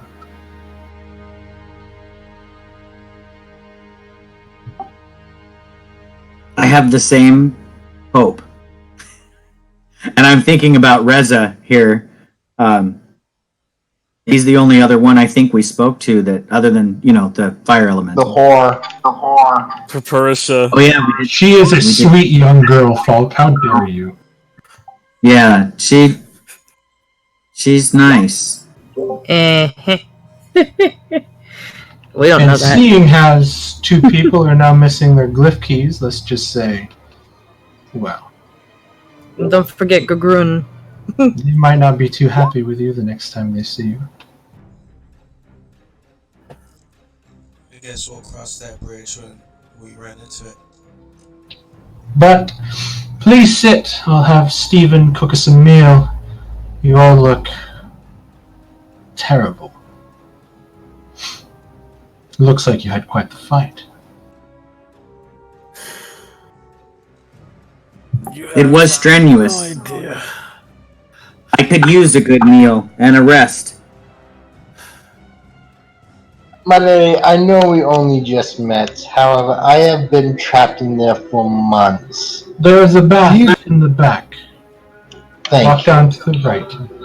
Please, be my guest. Stay there for as long as you like.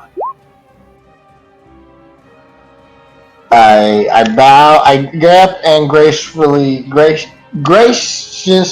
bow and head towards the bath.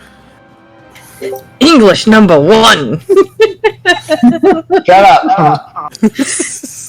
Hey, I know The English any sounds- daytime, okay? The sounds of pots and pans begin to move inside the kitchen area, mixed with groans of what seem to be like undead zombies moving around, stumbling into things in the back. You hear a deep voice uttering these guttural sort of grunts, almost as if it's trying to move these people where they need to go. But after a while, the smells of, again, heavily spiced, delicious food mixed in with freshly baking flatbread, mixing with the scent of wood smoke inside this very alluring, comfortable, warm place that is not surrounded by the screams of demons, that is not surrounded by undead. You guys take a brief moment to sort of catch your breath, sink into some of the pillows, and sort of relax a bit, knowing that here at least you're somewhat safe. Sin sort of excuses herself from the table. She kind of makes her way to the back, kind of disappearing behind some of the silk curtains. You're starting to get undressed, Falk, as you start to hear the padding of bare feet on the sort of rugged, the rugged surface of the sort of, I guess we'll call them, pallets. Like, the hallways and the floors here are all kind of lined with pallets, so you don't have to walk on the bare stone floor. And the curtain sort of peeks open, and you see that it is Sin. I have something for you. Our kind need it. I approach her, and what is it, my lady?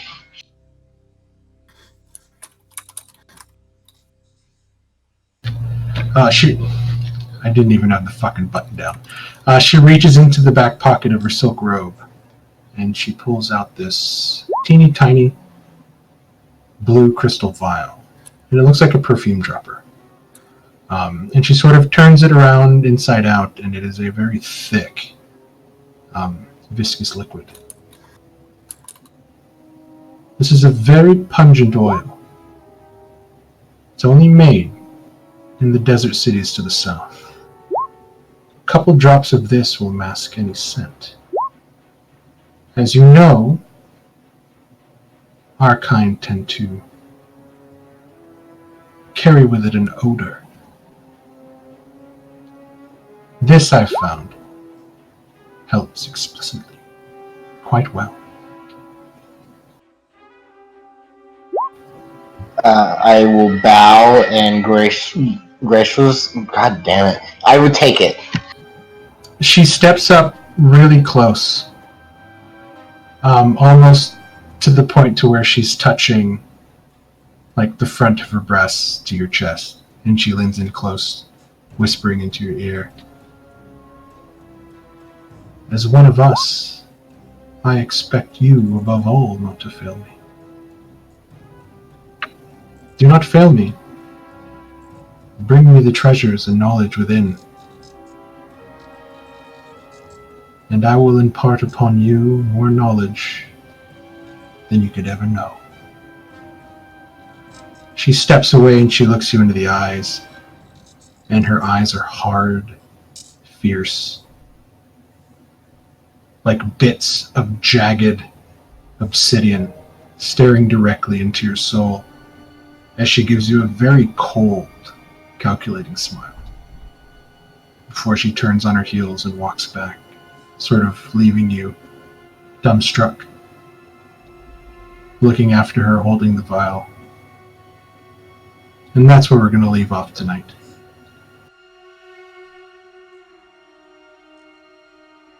Just an FYI, so I don't forget to do it, Mark. During this time, Thalian's gonna create a gold clover tonic. Ooh, I forgot what that one does.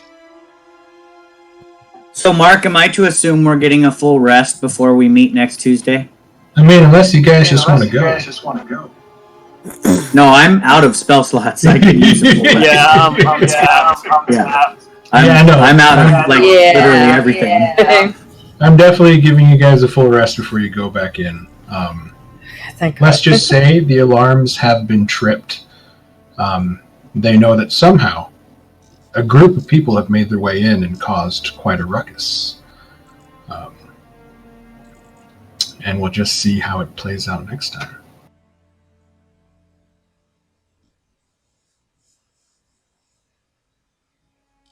That was quite a lot of experience. Chaos. Demons.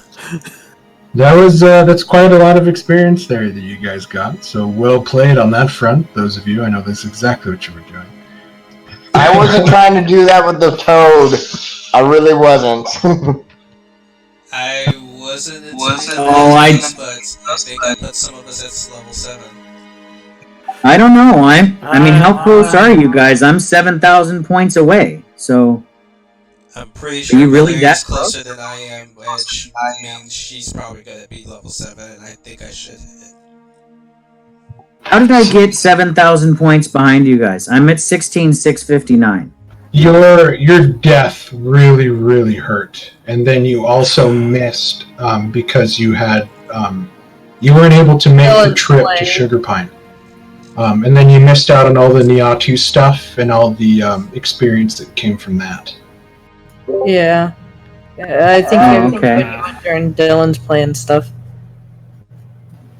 So yeah, that's why I don't like running when not everybody's here, but I can run. Not everybody's here. Yeah, I just didn't realize I was 4,000, 5,000 points away from everybody. But yeah, okay. And that's why I tried my best on the trip up here to sort of pump it full of little fun encounters that you guys could do to sort of build up your XP as you go. Which the goal was reached. I got everybody to at least level 6 by the time we got inside, which was awesome. So there is going to be a experience disparity, unless you guys get lucky and find some stuff. And yeah, I mean, you guys got some treasure. Zirak knows about the wolf torque. There's quite a bit of diamonds on there, on the teeth of that wolf, and you do not know exactly how much they're worth. But there's also diamonds that you guys will find more along the way. As for Chris Matthews, he's not going to be back playing as Rovanian. He just really wasn't feeling the character, and he wasn't having as much fun as he thought he would have with it. So he's working on a new character right now, and we're just going to try to figure out a way to try to bring him back in. But he does want to play with everybody. He does miss everybody, playing and role-playing with everybody. So, but as of right now, he just wasn't having a lot of fun playing Rovanian, as he just wasn't connecting with the character like he hoped he would. But if he sticks with the character that he's making, that he's really jacked about, I think you guys are going to have a really good addition when he gets in. And Chris, I'm glad you didn't stay dead your first real session in. So I wasn't trying to kill my character. I was trying to be fair, and I honestly didn't think he was going to do that much damage. I'm just like, dude, I'm a DM, so I would, Yeah, it's because it's the max damage accumulation before the roll that really hurts. And so that's why I wanted to breeze by it, hoping that nobody would say anything. But then you called it, and I was like, "Oh, I got to do it now." So what is the rule for crits? It's the Chris Perkins rule. You count all the dice, and then you roll again. That way, you don't roll like I crit with my dagger for 5 piercing damage. That sucks. Okay, yeah. After Tomb of Annihilation, for further on, I'm going to be doing that. I mentioned this to you before, Chris. This was my rule, and Mark took it from me too. Yeah, because it's super fun. It's super fun, and it makes you feel like a hero. Do it to you too. Yeah, when the monster does it, nobody likes it. Chris, you said that you use a wand for your magic. I use a wand for my magic. Would you like a magic wand? If Zirak will be willing to part with it, sure. Zirak is willing to part with it. I think I am going to update the people you've met thing because I forgot 2 important additions. I apologize, Ken. I should have added the fake Saphirian and Amara to there with some brief descriptions in there. So I'll update that here over a little bit. I will write up a pretty detailed description of those glyph keys, and we'll just kind of go from there. If you guys have any information that you want me to expound on, I'll let you know, or just let me know, and then I'll write it to you. Like Drummond, I sent you an updated thing of kind of like what that mask did when you tried it on. The same thing for Rudy with the that strange gray bodysuit that you guys managed to loot. So there's still some things I think you guys have that you should try to check out that may be helpful. And really, I'm just kind of excited to see like what you guys do and how you rebound from this. So it should be real good stuff. So Mark, I was going to wait till next session, but while bathing, can I ritually cast Speak with Animals and try to call out to my bat friend? Yeah. Because I've been gone for months and I'm worried about him. No problem, man. Hey, Chris.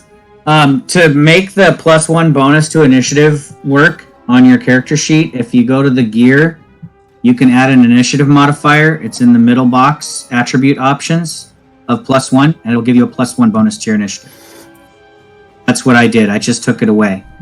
Basically, Mark, the way I'm role playing this is that when Falk comes out of the bath, I'm not going to join him in the bath. Although, actually, I will join him in the bath. and there's a reason for that. I'll give you a little bit of role play background. Zarak was raised in the woods with dryads. We spent a lot of naked time around each other, and it wasn't a weird thing. So I just disrobe and walk into the baths with Falk and say, "You don't mind, do you? Of course." And it's like one of those college baths, where it's a communal. To Zarak, he doesn't really have any shame of those kinds of things. I don't mind. Yeah, kind of like where it's a public bath and everybody it's a communal bath. It's like a sauna almost, where everybody just walks in. That's how Zarak feels. I have no shame with that kind of thing. Yeah, I think in Europe they have certain places like that too, where it's just communal baths where everybody. But I would walk into the bath with you, Falk, and I would just say, "I've been using this since I found it. It's quite beautiful. If you take a look at it, and as you can tell by the description, it's decorated with crystal and orange topaz. It has a dwarven rune carved into it. And not trying to be insulting, my friend, since I have seen your magic in play now, I just feel like maybe it would help you more than it helps me. I also prefer casting magic from my crystal that hangs around my neck. So if you feel more comfortable focusing the weave through a wand, as I've seen you do, perhaps this will feel good in your hands better than it does in mine. Take my wood in your I will mightily grasp your wand. Yes. Give it a good tug. Do any of us hear any of this in the meantime? Zarak, also I want to mention when you walk in, I look like I'm reading a invisible book. Looks like I have something in my hand. I look like I'm reading a book, but you don't see a book. Are you reading the moles on your hand, perhaps, or freckles, maybe? Oh no, I'm just going over my spells. I wink and say to each their own. And then I will actually take a bath too and make sure I spend a little extra time washing my hair. So pretty much it's like a round Japanese wood tub kind of in the middle of this room. There's a couple like other buckets. There is a wood stove with a bucket next to it and a ladle with some burning coals on top. It looks like it would give off steam. Everything is scented very florally. There's a lot of like oils on shelves, a lot of lush towels and blankets, a lot of luxurious actually like soaps of different scents of flowers that you've never really seen up here, like jasmine and things that smell heavily of lavender. It's kind of odd for you, Falk, because you're not as freewheeling with like kind of nudity and being so close to other people in like these private situations. Because it's maybe it's like a bathtub that could fit like a couple together. So like you guys are kind of close. Okay. So it's not like hot tub size. She doesn't have like an anime bathhouse in this place. Like it's just a place for somebody to go in and clean up and take a bath and relax if they wanted to. That's okay. I'm not shy. I don't mind if Falk's leg touches me. You know what? I've been stuck in months. Right now, I'm going to accept it. I'm going to get clean, and I'll probably chat with Zarak about school and say yes, I did graduate from school, and after I did through all my training, and then afterwards I went off to go study on my own, and that's how I wound up in the Barrowlands. I feel like Mark, the two of them would after a while start trading stories about various professors they may have shared. And oh my god, do you remember that guy? He was such a dolt, and he used to give out so much homework. Can you believe it? We're sharing like old college stories here. Yeah, the history teacher. Oh my god. So that's how Zarak's going to spend his evening, and then after we're done bathing, I'll go study magic for a while. I'm actually making it a point. The reason I'm bringing all this up is I'm making it a point to steer clear of sin for the evening. No problem. She's just sort of sitting at the table, watching everybody kind of do their thing. After a while, almost perfectly timed as you guys sort of get out of the bath and make your way out, Stephen and the undead retainers start bringing out the food, and you see like spiced potatoes, warmed cheese next to freshly baked bread, a very hearty, like sheep stew that has a sort of curry smell to it that just makes you sort of salivate.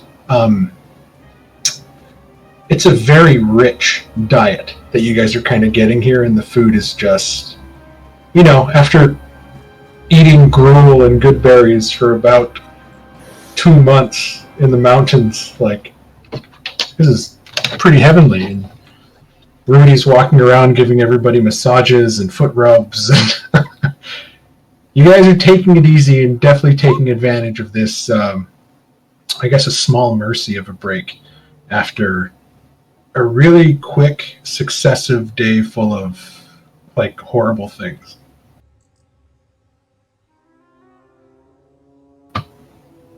Alright, well, it's past 1 o'clock here.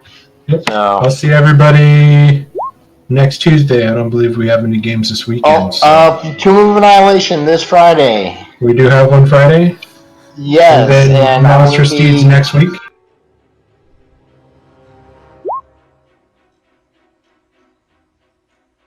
Sorry, yes, I was just checking my calendar to make sure Dylan didn't have a football game this Friday, but he doesn't. So yes, Friday, Tomb of Annihilation, next Saturday, the 12th, Monstrous Deeds. And there will be a disclaimer before the beginning of the session. Are we going to do a Tomb also on the 11th too then, Chris? Like 2 weeks in a row?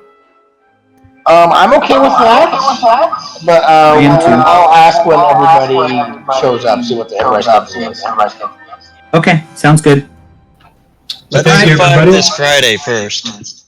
Yeah, let's survive. Your good call. Let's survive this Friday. Thank you again, everyone. That was a super fun session. There was a lot of tense moments. There was a lot of good strategy. And, put your heads together and in the off time, think of a way you guys can navigate this and make this work. Because the difficulty level has gone up a notch. With that one person escaping has kind of started to crack in your own little column of light. I'll see everybody next Tuesday. Cool. Have a good night, everybody. Good night, everybody. Good night. Good night. Have a good night. Laters. Ta-ta. Bye.